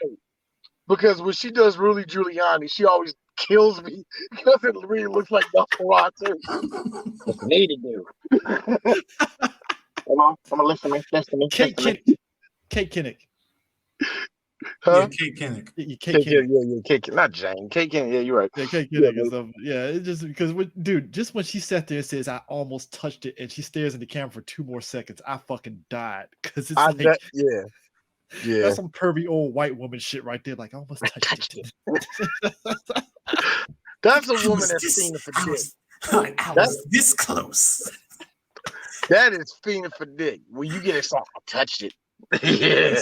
So the fact that she said I almost touched it, like I was this close, I'm like, bro, what kind of Pokemon Go shit are you on? Easy, Eris. Rape. You know what? That's another reason why this movie couldn't be made today. Nah, man, you get away with that. See, no, it's you funny. can't. No, you can't. No, you can't. No, see, Eris, you can because it's a man getting D. on the end of it. Oh boy. No, just stop. Don't. You cannot convince me. It would not work either way. The joke. I like how in movies you can't have a rape scene, even in a radar movie, but in television, rape scenes are like, oh, go ahead, get one. No, not just in television, D, but in TV sitcoms, it's the point of the story. It's like M&M's for television. Oh, somebody gets raped in this? Okay. All right, here's the rules. Let me tell you, that was the plot point of every. If you had a comedy, you were guaranteed one no means no episode involving rape. I'm looking at you, different world. I understand you want to tackle real world conversations, but I gotta look at T-Mac try to rape fucking Cree Summer. It's weird to me, man. Can't do that. Weird. That is weird. That is weird. Because as y'all know, it would have been the other way around. It would have been kind of hot. Cree would have been all over T-Mac. 100%. So here's T-Mac. Ew, a woman with melanin. Get away from me. Second of all, shut up. I hate you. I really hate you, D.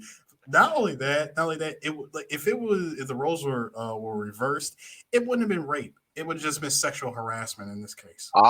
Yeah. But men, remember, this was a time that men could not call on it. So we couldn't call on it, and it would have been totally an unknown thing at the time, coming from a man's perspective. But yeah, it would not have been rape. It definitely seriously. And watch me on this. It would not have been rape. It would have been sexual harassment on T-Mac. Think about it. Yep. Yes, it would have been. Because number one is Cree Summer, and we would have heard all of Foxy Brown trying to. This short dick motherfucker need to get the fuck on. It's like, whoa, Cree, what's going on here? Nah, dig it, T-Mac. No, he deserves this line because if he did actually do it and raped her, this would have been the exact response, like Foxy Brown. Foxy Lil, yeah, it hurt, daddy. That do.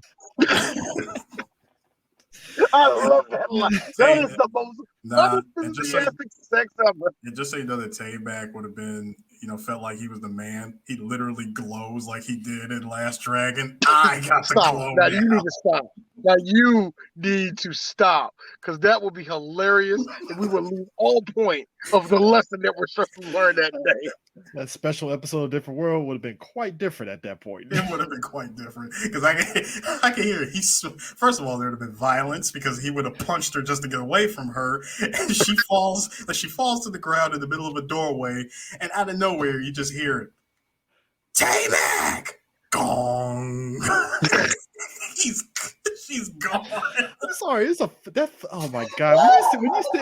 When you said punch, I'm sorry. That Patrice O'Neal thing about smushing a woman and she falls down and she does the Hulk Hogan shaking her fist like, "I'm coming, brother. I'm alive." Woo! She's not dead. Woo! Woo.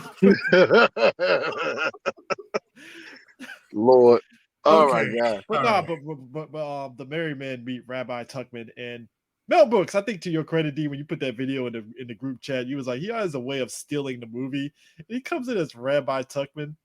I like how he was like, I give people circumcisions. I like how Little John is like, hey, that sounds nice. Give me two. He's like, I want two. Like, hey man, can I get one of those? Like, put me down for one. The thing that gets me is because now here's the thing about Mel Brooks and all of his movies. Ha ha ha ha, Jewish. But besides that, it's because he plays the Jewish character. It's hilarious. You think about it in this one, he's supposed to be Friar. He's supposed to be Friar Tuckman, right? Mm-hmm. He's Rabbi Tuckman. I gotta be real with you. It's stupid. That's funny. That's actually funny. More funnier when he sat there and took off the hat for a hot second and it was a wig. Like all the sick Jews got the little curl going on the side. Oh my god, man! That dude had me so. They need to get me with it's fascinating. The ladies love it. Like first I take the dip and I snip it, and there you go. Shink, snip. I kind of was like, Nah, I'm all right. I like it. No, Dave actually said, you know what? I just remembered. I actually got one of those.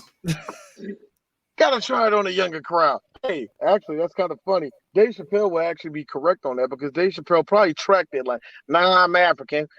We always cut our dicks like that. We didn't start letting our shit look like a fucking sock until the white man. I didn't know about circumcision until my mom told me about that. I was like, My dad told me about it in the worst way ever, and I still don't believe circumcision. I think son, you do that because your dick will be dirty. That was it. I thought everybody that did not have a circumcised penis was automatically diseased. All right. Okay. Yeah, No. D. See, I learned about it from two places. Oh Jesus! Number one, my mom told me about it. Number two, Robin Williams hilariously explained what it was in 9 months. Man, that shit 9 is fucking months. hilarious. God, I didn't see them well in a long time ever. Probably once. Jesus, that was a good one, Eric. Also, I got taken to the theater to see this movie. Side note, I still laugh at the fact that there are women online that vehemently just outright like, yo, if your dick ain't circumcised, I don't want it. I'm like, okay, I didn't need to know that information. That's a little too much information, but here's my thing. Sure. Was it like look, dick shaming is odd to me because I think dicks go through enough shaming as it is. It's already enough. It's like, man, if you ain't a certain size, you're fucked. It's already bad enough. Even with a woman you love, you get, that smell like pee. It's even worse. It's like even just pee. What do you think happens? Like, yeah, last thing I need is you going out here cutting off niggas.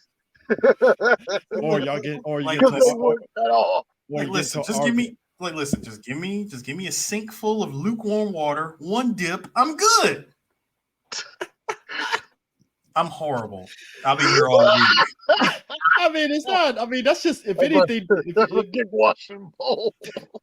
I mean, if anything, you uncircumcised, that's just more ammo for a chick. Y'all get into an argument. You take your fucking shriveled up uncircumcised dick somewhere else. It's like, God damn, like, yo, and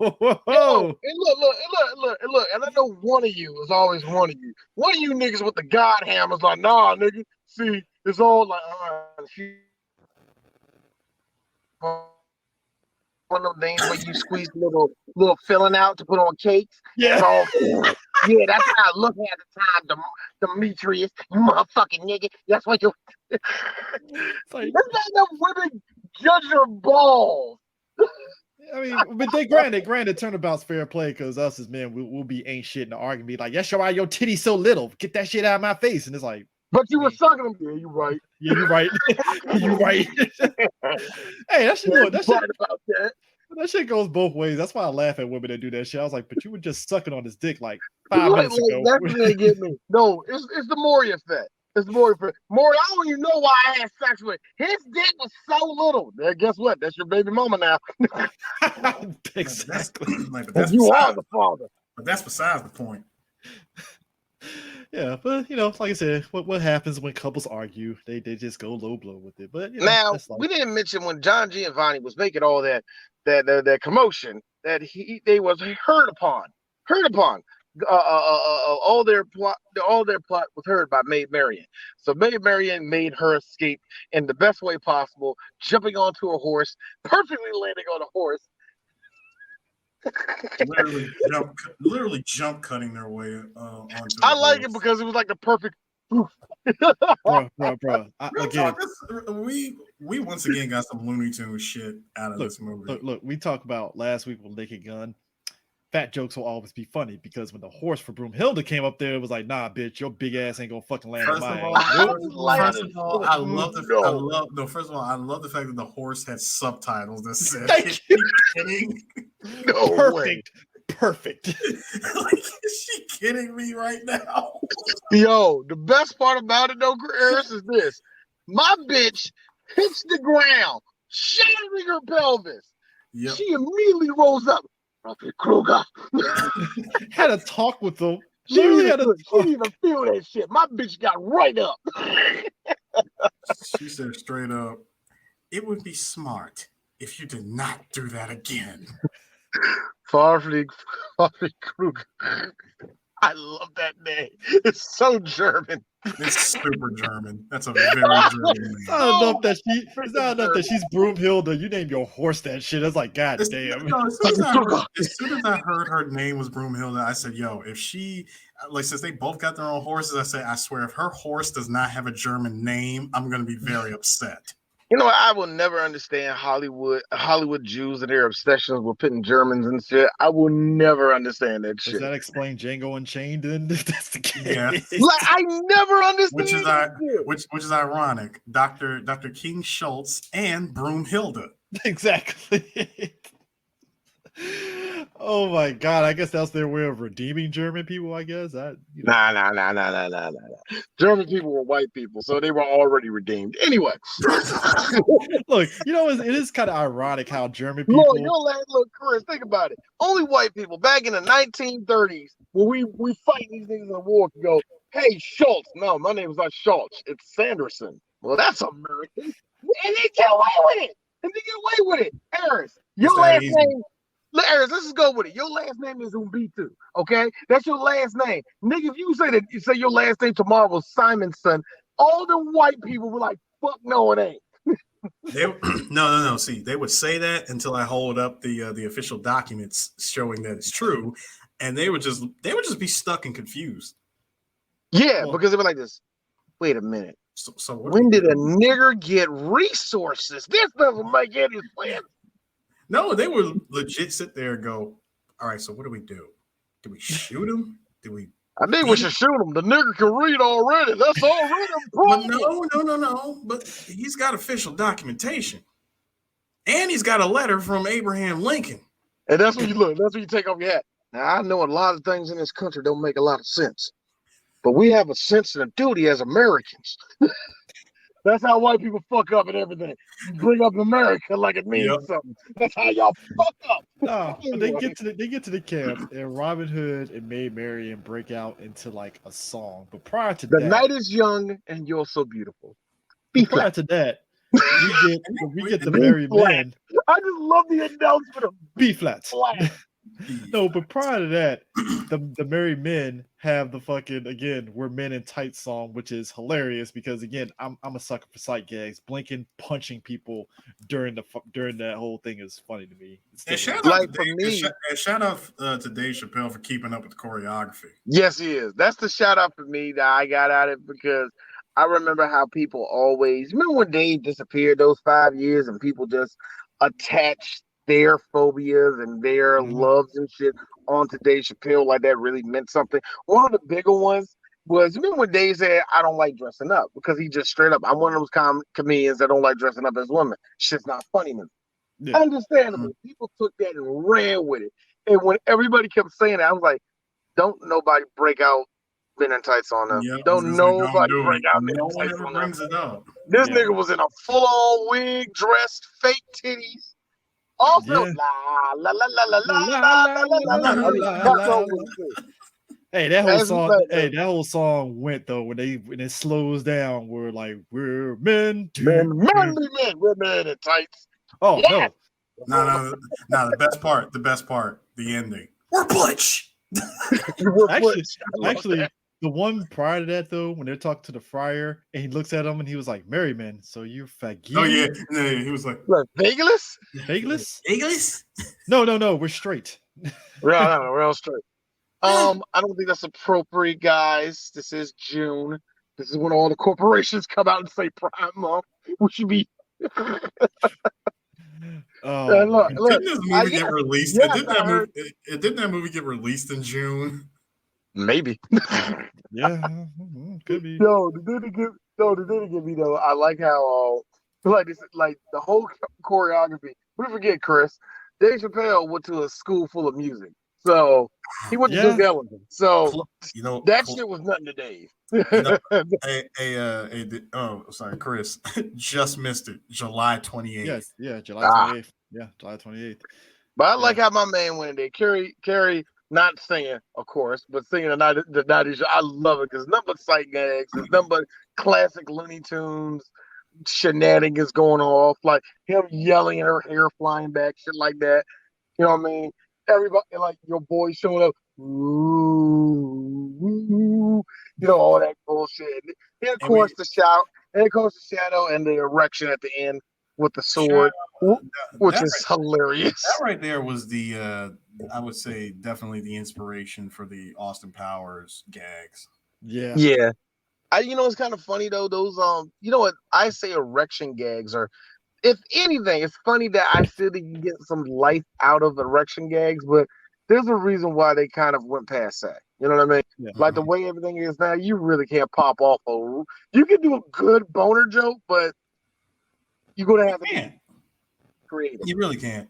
A time before 2010, like movies like Superbad, Pineapple Express, and like I think the only movies you can really get away with shit like that is like stoner movies. Super bad, literally. Your ending credits was when your character drew all those dicks, and Yep. I swear to God, I fucking died. I was in tears when he drew the Tiananmen Square. Tiananmen Square one was hilarious. I was fucking hollering at that shit. It's like, holy fuck, man.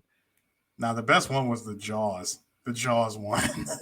Mr. T one. It Mr. attacked the boat.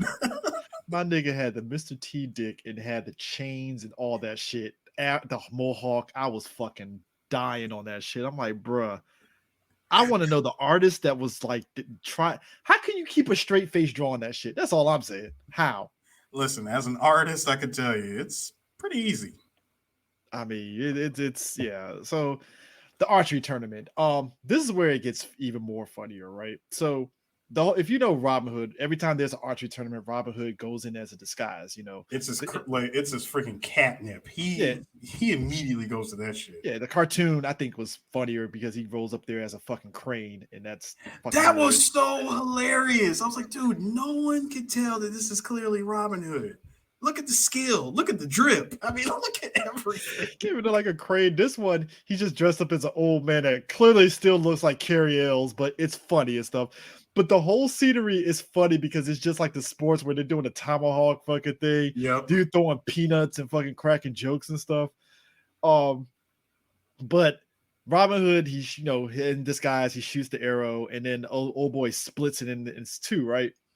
And that's when he was like, yeah, you two are good, but I know who that guy is. It's Robin Hood. And I just like how Robin just takes it all off and it's like whatever and shit. And again, this is me again being Prince John. Like, you idiot. Like, you weren't supposed to do that. Now the assassination attempt is wasted. No, it's not. It's like, this still can keep going. So which by the way, did you like how the assassin literally looked like Clint Eastwood for a hot second? Bruh. Even when they were in the meeting with the Don, it's like the cigar in his mouth. They were really going full blown like the good, bad, and good and bad and the ugly. But it was even more funny. He's up in the tower and he's piecing together his fucking assassination 10th century fucking archery gun and shit. I was like, with the scope. It was just a bow gun with a scope. Now let me tell you something. If this was made today, all it would take is one phone call to AMC and you would immediately got Daryl dropped in there from The Walking Dead. God, man, that visual gag had me rolling. I was like, this motherfucker had a scope on that bitch. Which, by the way, Daryl never used that fucking scope. He just eyeballed it. Well, they never showed the scope from his perspective. Yeah, it just felt like he just eyeballed it and was like, yeah, I'm that good. It is what it is and stuff. Kind of like, hold up, was that him that shot at those bikers, or was that somebody? Yeah, that was him who shot at the bikers, but he used a rocket launcher. Nigga, fucking no scope rocket launcher. No fucking scope. It's like, well, that ends that, and let's go back to camp, guys. I was like, oh wait, it was you guys that took out little Timmy and the Dick Brigade. Oh, shout out to Negan. Bro, but like, dog, when they get there and stuff, I like how, and he was like, so Robin, you lost. He's like, I lost. I like how everybody's booing and all of a sudden he's like, hold up. Like, I get another shot. I get another shot. Bust out the fucking script, and he's like, I do get one shot. And I like how and that was me and D. And actually, no bullshit. This is where you get the joke. That's where. Uh-oh, you cut out. D, you gotta say all of that again. You completely cut out. The origin of that came from how I always say you break out the script. It came from this movie. Mm-hmm. Oh yeah. You're literally hopping up, getting the script out from under your ass and flipping through it. Dude, the sheriff and Prince John looking in disgust like he gets another shot. God damn it. And bust out the Patriot arrow. Patriot arrow. Patriot arrow. That was great. And he winks at a Chew when he says that shit like And then it does the whole fucking goes through there, goes through the crowd. They're doing the They fucking do the wave. wave. My wife said, and I quote, the motherfucker that was wearing a green suit, holding that arrow, making that turn was too much fun. With the 9-degree turn as it goes through the fucking bullseye. Yeah, that was the same technology they used for Thing in Thing in Adam's Family. It's the same technology. Mm. So Shitty 90s blue screen. so at this point, after that, Robin gets arrested. He's gonna get hung. And shout out to Robert Ridgely as the Hangman. I love him. I was so happy to see him come. I was super happy to see him come back, and then I was immediately disappointed he didn't do the slide from Blade. Thank you. Like, also, Chris, that was actually the other person I said that you were. Like, that is, I'm like, I told it at like, Asians, like, that's not Chris. Like, yes, it is. If you ever see Chris loving his job, like, if you ever see Chris and we're in a room and it's for Power Rangers, it's that same energy. Like, have to wait till we go in. It's supposed to be tight. It's supposed to be tight. Like, wait a minute. Why is all these people here for JDF? Have you heard him say for y'all? Only thing missing is the literal, like, the breathing of a nerd, just like don't worry. Everyone is equal in my eye. No, the favorite one, it still gives me Eris, because he still kissed him on the top of the forehead. That's He what did you do that. Yeah. like, like I said, as you see, sir, this one's a doozy. And you kiss him on the head. To think, guys, I want people to understand this. This is the same guy that was the fucking mayor in Beverly Hills Cop, the most straight role ever. Yeah. No jokes, no nothing. Bullshit. This nigga about this one. Dog, back like, on his bullshit. Loved it. The fact that he played it so straight, I was like, dude, if he was the break character and kiss Eddie Murphy on the forehead, I would cry. Not even that. The Beverly Hills Cop 2 thing is one thing. When he plays a straight up homophobic asshole to fucking dude in Philadelphia, that fucked me up. I was like, yeah, yo! He is in Philadelphia. I was like, yo! That might have been real for him. That might have been real for him. Don't do that. Don't do that. I forgot he was in Philadelphia. Oh my God. I was like, bruh, you are playing that role just perfectly. Oh man. Your son come out of the closet not too long ago and you didn't like this? Like, is this man one of yours? Dog, dude, when he was like, yo, Ron was like, yo, this rope is too tight. That is the point. It's supposed to be tight. Oh God. I like how they was going to. No, I love Eris. All right, everybody. We're gonna have a hanging. We're gonna have a wedding. We're gonna have a hanging. It's gonna be a lot of fun, huh? It's gonna be a lot of fun, huh? Yo, I like how one of the dudes sat there and says it to me. He's like, I hate that guy. Oh yeah, hey Abbott. I'm like that's a classic Abbott Costello. I just love that Abbott. Hello, Abbott. And just that one asshole. Always the one asshole. Hate that guy. Man, shout out to Dick Van Patten. I love that guy. He does really good in those comedic roles. Straight man comedy. He does straight man comedy very well, man. He did that with Carol Burnett and everybody like that. Oh man, because a side note, he was one of those actors that was in like the early Disney stuff, like the Shaggy DA and shit. He was in the movie with Don Knotts.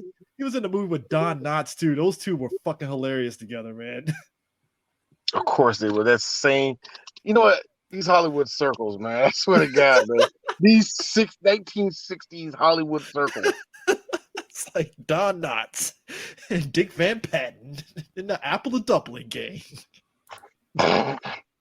Which I don't even know what the fuck that movie was about. I'm sorry. I always randomly put that up in this podcast, but it's like that is the most random name ever. The Apple Dumpling Gang. Like, oh my God. Somebody made that movie purposely. It's like somebody made that movie purposely. Like they will never remake this. Name it the worst shit ever.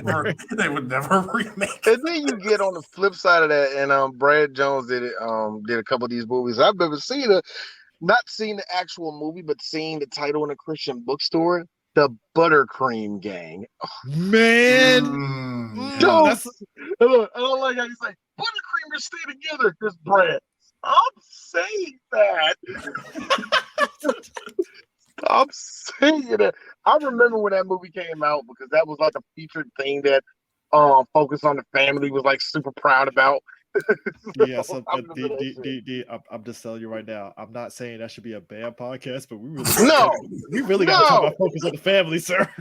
We do gotta talk about them. Oh my god! You want to talk about good, wholesome, really actually programming the living shit out of your children? Hey, entertainment. Folks talk cash shit about Disney programming. Focus Family was Christian Disney. Focus on the Family. Focus on the Family does the same thing Disney does, but bring in the guilt of Jesus seeing you masturbate. It's the same fucking energy, though. Dude, even I was sitting there like, yo, Gospel Bill doesn't go this fucking hard to paint. So what are we doing here? Gospel Bill just wanted us to praise Jesus. Didn't know how to go back to Hebrew law with myself. Wasn't ready for that. Shit. Hey, your mom, put on some pants. Jesus is gonna see you anyway. Hey, Mom, get off the dang roof. Shut up, because that's what Gospel Bill is literally. Hey, get the fuck off the pole, all right? Praise Jesus time, all right? Jesus. Gospel Bill, like, hey kids, how you doing? I know there's things called rap music, but there's nothing that can beat gospel folk. Let's go. Chris, Gospel Bill's the type of guy that would see a stripper, punch her off the pole, and say, "Get off the damn pole." Nah, he'll have a Bible. No. Bill was no. Wait, he'll throw the Bible at her and knock her off the pole. Bill was aiming. It would be a straight up headshot. See, you're gonna have to put some respect on our nigga GB. See, GB, he was one of the good Christians, which means he did some fucked up shit to his kids. But Gospel Bill shot a guy in the head and then will preach him that you're going to heaven. That's how Gospel Bill rolled. Gospel Bill was one of those people in Vietnam. You know what I mean? One of those people. He was pretty much a Viking, going town to town, pillaging, raping, all the rest of that. Thank God he walked into a church. Oh man! Look, side note, before we continue, there was I swear to God, it was a Gospel Bill movie with Kenneth Copeland. It was Wichita Bill or whatever the fuck the name was, but it probably was. But like the character, no bullshit. I swear to God, Eris, you're gonna laugh. You remember? Actually, both of y'all remember them fucking stunt shows at Wild World where a guy gets shot off the fucking top and falls down? Yeah. It was one of those fucking things, and they did the fucking again. Whoever was doing the producing for this movie. You're a genius. You turned around and did the slow motion as Gospel Bill pulls out his gun and shoots the guy up on the roof, and there's a slow motion fall to the ground because to signify that was a fatal shot. Gospel Bill, I swear to God, literally had a body count. He had a body count, but he also goes to the guy, and the kid was like, "Oh, you're just a kid." Yeah, but I'm gonna die. Well, you're not gonna go to hell, kid. Repeat this Bible quote after me. You're gonna go to heaven. You're a kid. As a kid. I'm sitting there like, all right, whatever, right? As an adult, I'm like, I feel this a little disingenuous a little bit here. You killed a guy. You're the kid, you get on the other side. Wait a minute, why is this Dustin land? This is hell, kid. There's no fire and brimstone? No, just you walking around. Eventually you bump into your friend. I mean, you might have fun. Why am I in Wisconsin? Oh, that's your personal hell, actually. See, you could have just went with the regular Valley of Nothing and Gray, but you chose Wisconsin. You wanted shit and that. Okay. Gospel Bill kills you and saves you so you can go to heaven. I'm like, but this guy that's pillaged. Awesome. That's awesome.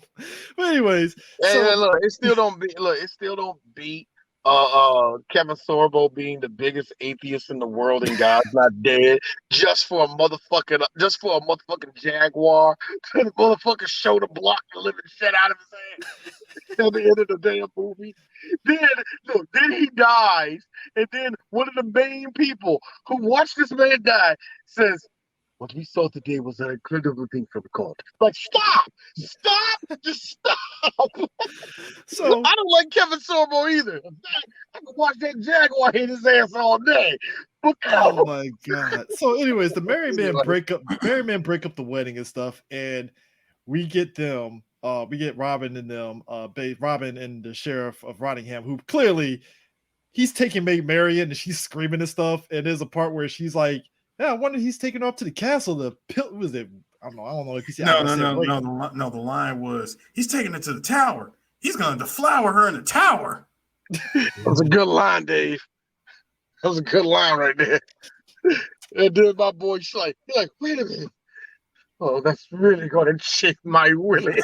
To this day, that line has stuck with me all my life. That's really going to chafe my willy. Dog, when he had the fucking what the fuck is that construction thing trying to get the chassis built? He tried to use the jackhammer. He was like, Robin's gonna be. Then it gets me also. I know y'all didn't mention this, and somebody needs to because my wife mentioned it to me, and I agree with her. That bitch got a nasty ass yeast infection. Anyway. The flower to the tower. I'm sorry. How long has that belt been on her? And been in that water. And been in. Hey, I said earlier that shit was rust proof. That's what I was gonna say. It didn't rust. No, that's what I'm saying. It didn't rust, but chemicals in the vagina and water, and I'm sorry, just having that smooth all your stuff. Anyway, whatever. 1800. Look, it doesn't matter. Nobody was using toilet paper. Continue. I don't know. It's like that joke in Me, Myself, and Irene. Vagisil. We have a customer up here with a puppy irregular vagina. I forgot what he said. Oh no, he's burning something in the oven or something like there's a bun or whatever. I like how he sniffed. Baby, quick. But hopefully the three black geeks ever did Me, Myself, and Irene. That would be hilarious. I suggest you guys look and see if we did. That's where I have to do the Anakin face, the Anakin meme that's sprinting around while I just stare at you. Just staring at you. Eris is like, "Are you gonna listen? Please." Yo, why the fuck they had this final fight scene? And again, I laughed that he has this. It was like a really shitty way of ending it. But look, it's a comedy movie. You're not looking for it just to be like Blade or anything like that. They went into freaking shadow puppets though. That was funny. Fucking Donald the Duck quacking and shit. I'm like, all right. I mean, what did you expect them to do the freaking gun shootout at the Chinese theater? No, yeah, that's true. That is true. That was the fastest. That was the fastest draw moment ever. My man, Bart combat rolls and shoots Harvey Korman. I don't know. How do you do such fantastic stunts with little feet? I don't know. Robin stabbing the random person eating a bagel while they're doing the sword fight is fucking hilarious. He's like, "Hey!" Oh, sorry. Continue. This motherfucker stabs him. I like how Tracy. I'm like, "No!" First off, it's funny because he's the first person on the scene, random out of fucking nowhere. On cue. No, I got this pill, you see. No. See, first of all, Tracy Ullman was not random. She was on cue for that shit. Behind the door the whole time. And not to mention, I had this mentioned to me. It was an actual lifesaver that was in her hand. It's like, I got this pill, you see. This will save you. No, not just a lifesaver. It was a lifesaver followed by very shitty special effects. Yeah. That was early Disney Peach Dragon special effects. That was Peach Dragon. That wasn't even Peach. No. That right there was an insult to Peach Dragon. Both of you apologize right now. Wow. Peach Dragon sucks. I gotta play it now. That was actually Herbie Goes Bananas on sound effects. Sir, that was Herbie Go to Monte Carlo. All right. Stop there. I'm mad at you know those sequels better than I. I'm sorry. That was that was early Ernest before Ernest. Herbie Go Bananas. Herbie Goes to Monte Carlo. Herbie Goes Crazy. I'm like, freaking Volkswagen. You made this many movies about a Volkswagen sentient Volkswagen Beetle. Meanwhile, Turbo Teen is like, am I a joke to you? Thank you, Chris. I'm glad you brought up that show. Rest in pepperonis to that season. Also, Robot Chicken completely shit on Turbo Teen. That is the funniest sketch ever. It wasn't even Robot Chicken that did it. Like a lot of shows have referenced Turbo Teen. Dude gets drunk and turns on Turbo Teen. He was like, "Hey, he's still alive." He was fucking dead when he turned back into a teen, just bloodied up and shit. Dude, the 80s was wild. It's like, so he was in his little turbo car and got randomly into a scientific experiment, and he's a car. Dude, you look at the opening, he literally just took a hard ass right turn and drove into a scientific scene. Somebody in that boardroom in the boardroom at Hanna-Barbera did a line of coke and pitched it, and they said yes. And the fact that they got away with it, dude, they got a whole ass season out of that idea. 13 episodes. I'm still shocked that Muhammad Ali had a Hanna-Barbera cartoon. All right, Dude, they were handing out like candy. They were handing out like it was candy. I'm just saying, at this point, this is why I'm saying, y'all, we would time travel back and be like, let's get 3BG a TV show. I would also 3BG. Oh wait, hey Chris, we gotta be Chris, I would also like to have. I would really like to have you know that the main character was voiced by TK Carter. What? I shit you not. TK Carter did the voice of Turbo Teen. Well, of course he did. He came off the thing and was like, "Hey, exactly. my Hollywood career is bustling. Turbo Teen, yay!" I'm gonna be forever remembered as a kid's icon. Not today, buddy. Jabberjaw's taking over, buddy.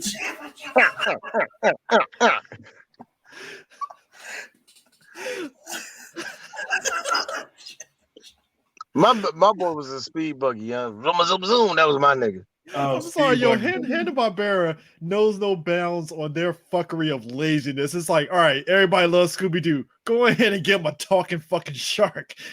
I like how there's a talking shark, there's a talking car. Talking car. Let's not forget about my favorite person, fucking Phantom even. Snaggle. Fucking Funky Phantom. Fucking Phantom. It's Snaggletooth's voice. It's still a Paul Lynn voice. It's the same thing.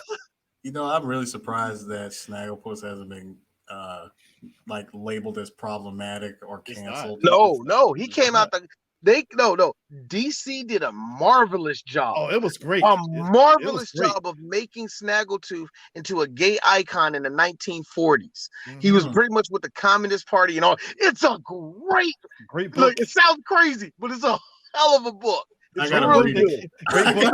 Great book that came out during that time that D was right there with me. I was jerking myself off to the fact that DC was actually going full tilt on Hanna-Barbera. I was like, Future Quest, yes. I mean, my God. The only thing I didn't read was the Apocalypse the Mad Max with Penelope Pitstop. Yeah, the Mad Max with Penelope Pitstop. That's the only one I didn't read. I read some of the Apocalypse shit with Scooby-Doo when it's like the zombie apocalypse. Yeah, but I didn't get to read Penelope Pitstop. That's the one I really wanted to. I never read it. What got me is that she takes the sword out of him and stuff, and he's all like, and she's just dragging him like, "Oh, I don't want to get married. No." So on second thought, I changed my mind. Kill me now. I mean, yeah. Even though, like I said, the Don't with Snaggletooth, it was like a lot of Capote stuff in there. A lot of the other guy that was a part of the Communist Party back in the 1940s, with Hollywood and all that. There's a lot of that in there. This is showing how it was to be gay. It's like his gay lover used to be in Cuba. They showed how fucked up it was. That like I'm thinking like.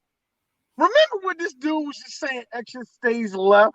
Extra stage left. Yo, Heavens to Megatroid. There are a lot of dicks in here. Current ones even. No, but like, so actually during the fight too, Robin's. I'm sorry. Stop, Chris. Did you say curved ones even? And what? Yes. I fucking hate you. I despise you right now. You have to say even when you talk like him. No, so I know that, but the fact that it's the words that you used before even. Okay. So at this point, during the fight, Please continue. Let's take Robin's this home. Robin's Yeah, neck, let's take this bitch home, man. yeah, Robin's necklace breaks off during the fight, and it goes into her chest. He's like, that's the key to the most important thing in the kingdom. And I'm like, so her pussy was the most most important treasure in the whole D kingdom. that's D's biggest complaint about this whole movie. Hey, Mel, I saw Spaceballs. That was lazy as fuck. You mean tell me you do the destined to bang the princess thing twice? Yep. Okay, whatever. Whatever. All right, it's fine and stuff. But I like Mel Brooks. He's Mel Brooks. I can't say shit. I love him to death. Whatever. So there's another joke that shades Robin Hood, Prince of Thieves, and it's Patrick Stewart coming back as the king. King Richard. King Richard. Now, King Richard, he's back for the Crusades. Oh yeah, hold on. One more thing before we go on that. When they was about to get married, he said Melvin. Everybody started laughing at his name, and you heard a horse. Mervin. It was Mervin. Mervin. I just love how you heard the horse laughing. That was hilarious. Also, he said, "Give me 1 minute," and he's actually giving somebody a circumcision, and you just get the stock. Yeah. And then here's me. Yeah, just put a little ice on it. You'll be all right. I gotta think about it. So even that skin, that still hurts like a lot of skin. That's gotta hurt like fuck. It's a lot of skin, a lot of bleeding. Oh, that's a lot of skin. And I hate to be graphic about it. That's how much skin you got. This is why you do it. Imagine too hard. Anyway. Why you do it when you're a baby. You do it when the baby's already crying. Boom, it's done. And that was kind of a good joke too. I gotta catch them when they're young. Yeah. That was a good joke. So Patrick Stewart has this thick Scottish accent, and it's a joke on the fact that Sean Connery was in Robin Hood, Prince of Thieves, not giving a fuck, and just had his Scottish accent. He didn't drop his Scottish accent at all. Clearly, where are you from, Patrick? I am from London. Why are you not speaking like you're from London? I'm making from Cornwall. Now that was the biggest point. That was the biggest point of contention about Robin Hood, Prince of Thieves that critics hated about the movie, even though they enjoyed it, was like Sean Connery was lazy as fuck in that movie. What about the whole ass American white man? Maid Marian, come over here. Hither ye, therefore, Robin of Locksley. Maid Marian, I have to go. My planet needs me. Trust me, Waterworld would be the best movie that was ever made. Planet Hollywood. Who knew, Jazz? Gotta think about it. Hold on. And you gotta love this. Will Smith and Mr. Costa. Yeah, I'm doing this movie with my kid, and I'm trying to be like you, just not giving a shit. So, what's my motivation? Well, first off, Will, you're talking way too fast. I think the scene at the table with his son Jaden, when he says, "You cannot leave," is perfect. I love that. The way he said "you cannot leave" is like, yo, Will, I don't know what Matrix robot just crawled up your ass, but you need to get that nigga out because you're about to ruin this whole movie. And how is it that Will Smith, not Jaden, is the one that fucks the movie over? It's amazing. We're going to do that movie. So at this point, Patrick Stewart does the shit where he was like, "All right, Rabbi, before you marry them off, it is my duty to actually kiss the bride."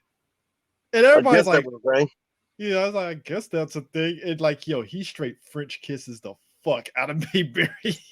Good to be the king. And that was a line off of World History. And that was a line off of World History, which is a very good movie with him and Gregory Hines. I love that movie. But that was the same line where he was going through the French Revolution, and he kept saying that because the king literally is like grabbing girls' titties, sucking all their chest, like eating off their ass, and he always say, "It's good to be the king." In other words, like Trump's fantasy world when he was running for president. Basically. Man, I actually, real talk, as much as I fucking hate Trump, that was Trump 84 to 86. He was balling. Yeah. There's nothing you can do about that. Let's just be real. Call us made us made. Trump was balling before he had to pay off all those loans. That was the last time Trump was actually in shape. So I don't believe Donald Trump was ever in shape. No. Here's the thing. That he was in I believe that he was in motion just a lot more. No, here's the thing. At one point, I'm not saying the motherfucker had like 6-pack abs. No, he was in white man shape where he was one of those guys that like he was in shape enough where he can get the ladies and stuff before money took over. And he's like, well, I don't really need to be in shape anymore because the money will take care of that. Yeah, clearly ab.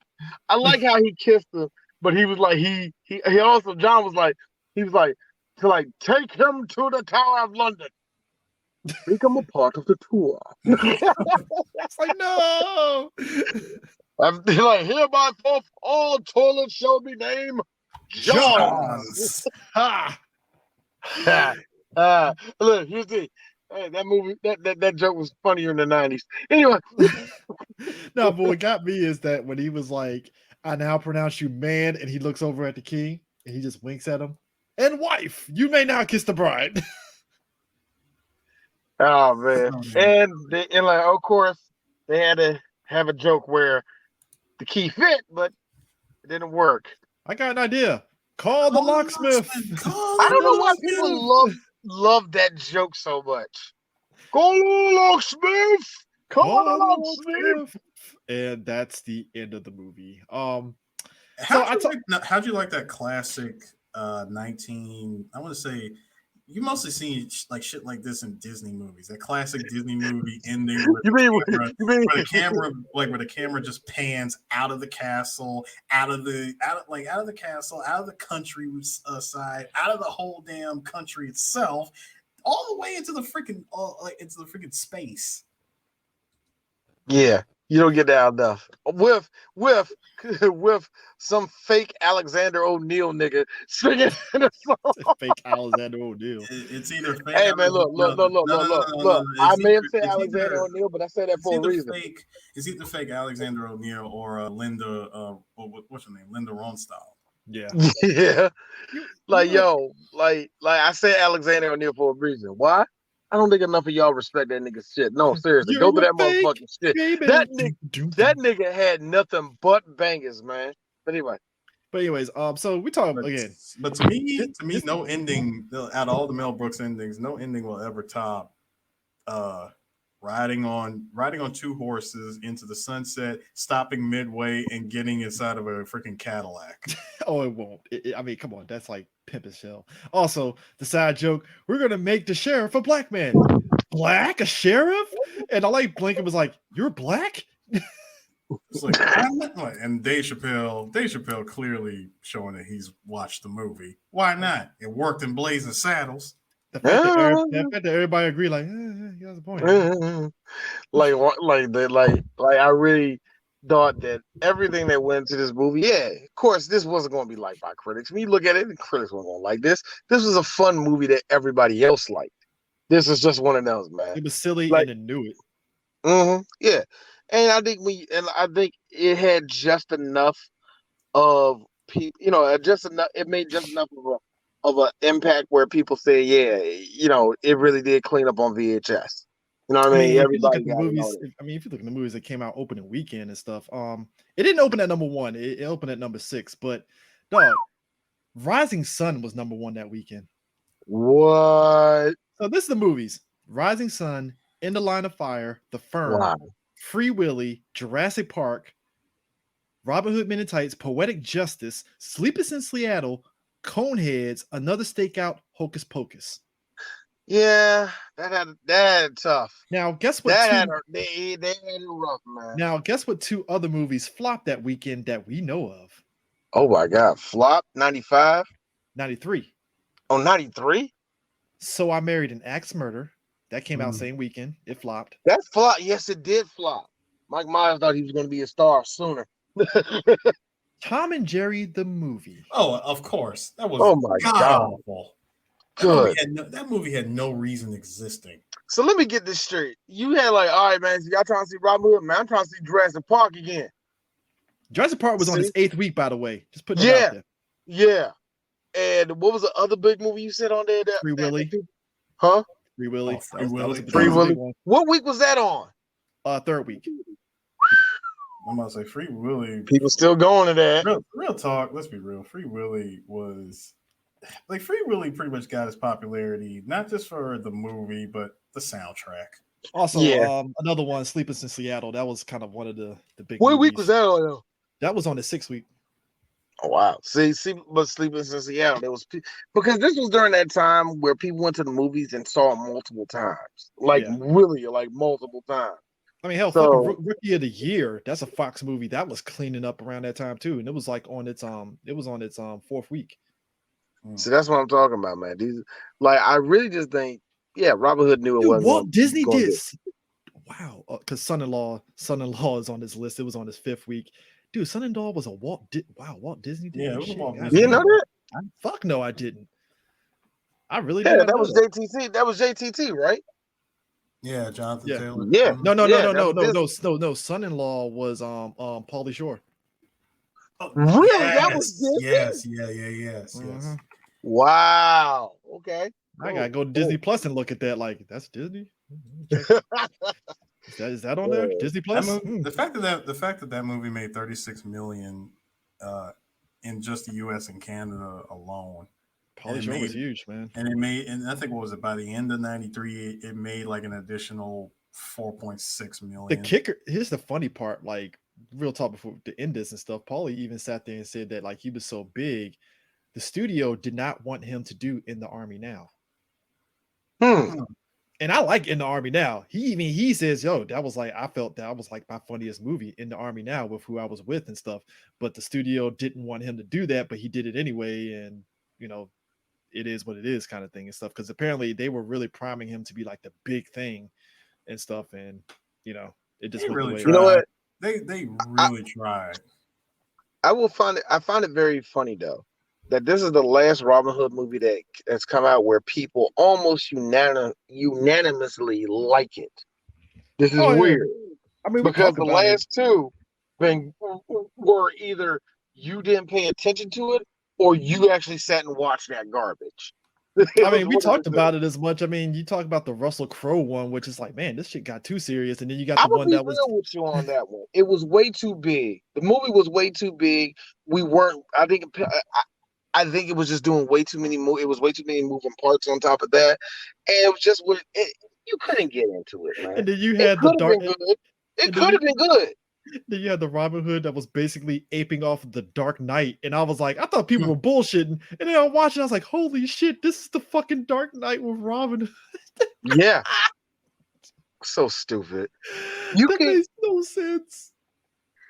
It's funny. The story of Robin Hood is one of those stories that's going to be in lore just period for a while, man. You know, it's going to be a while before I guess human beings say, yeah, we're done with Robin Hood. I mean, the closest you got is like the funny thing is like it's the fact that Green Arrow was so based off of Robin Hood in terms of the visual aesthetics of it and stuff. And it's amazing how Arrow just kind of evolved with the look, even to this day, where you still get the hood, the cape, and all that stuff. And that, well, the TV show doesn't really uphold rob the rich, give to the poor motif like the comics. They don't do that there. They kind of abandoned that because they fucked up and brought in the real life element where like, look, dude, there's cops chasing you at this point, and you did kill like 5 innocent people, Ollie. In the comics, he's very lefty and like, hey, give back to the people kind of thing, you know. Yeah, you couldn't do that in the TV show, but still, I think it is kind of funny that the legacy of Robin Hood is still going to be around. And yeah, Green Arrow is actually a huge part of that. BBC did a show too. Yeah, the BBC did a TV show too. That was actually not bad. It was actually all right. I heard about that. Yeah, I heard they did something else new. They like I said, it's going to be like it's a lot like Sherlock Holmes, though. We're always going to get a different rendition of it, man. I mean, hell, Prince Valiant is kind of sort of basically like. I thought Prince Valiant was always like King Arthur type bullshit. It's kind of like King Arthur, Robin Hood type stuff. Yeah, you know, like, so like, yeah, it is. It's kind of funny that Robin Hood and King Arthur and all that. Yeah, it's like they should have said that. Yeah, it's mythical. It's not real. But there's a lot of stories now that there's a lot of what you call history that people are discovering. Like good example, like in China, the Three Kingdoms. That probably didn't happen. Like that probably didn't happen the way we say it does. guys, you telling me Lou? Half of this shit might be made up. So guys, you telling me Lou Boo is a made up person and doesn't Oh kill? no, that nigga was real. That nigga was very real. That nigga was very real. You see Lou Boo on the battlefield, you run. Yo, Lou Boo is the only nigga I know that has the powers of Debo, but has the loyalty of a girl who just got on Instagram, who just got 1 million people following her on Instagram. It is the same type of like. You know what?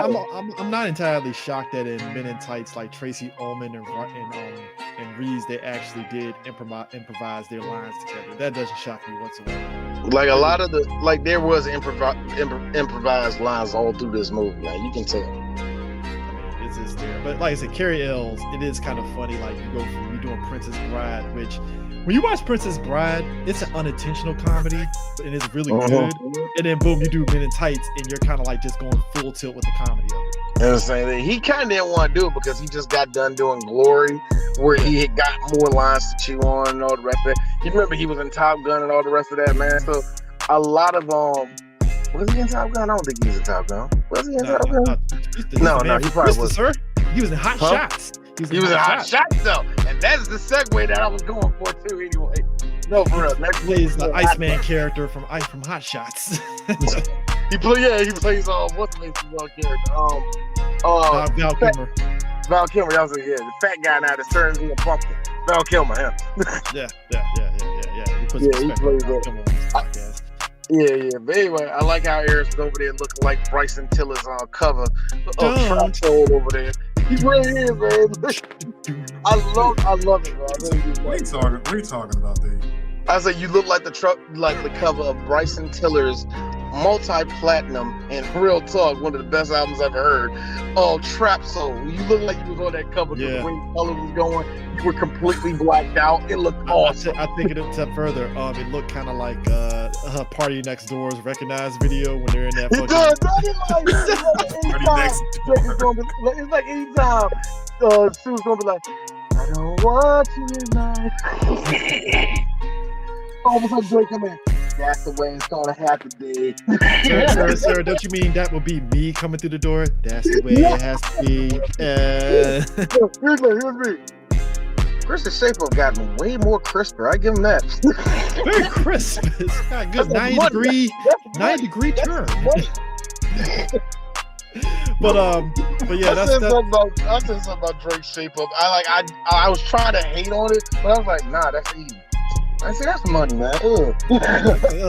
You were still living in Canada. I bet you wouldn't. I'm just trying to connect with something, man. Man, if your ass is still living in Hamilton, Ontario, I bet your ass wouldn't. You still trying to get a Greyhound down to Memphis to see your dad, I bet you would have had that haircut. That's Robin Hood Men in Tights, folks. So next week, Hot Shots. We finally get to talk about Chris's boy, Charlie Sheen. And Charlie Sheen is not being Charlie Sheen in this. Actually, he kind of is. This is weird. Charlie Sheen can do comedy very well. Yeah, he was. I mean, he was. You know what? Once he got on 2.5 Men, that's when he went into no fucks given territory. Yeah. And also, we can finally talk about Lloyd Bridges. I wasn't in a rush to talk about this motherfucker, but he a legend nonetheless. But anyway, see you guys next week. See you guys next week.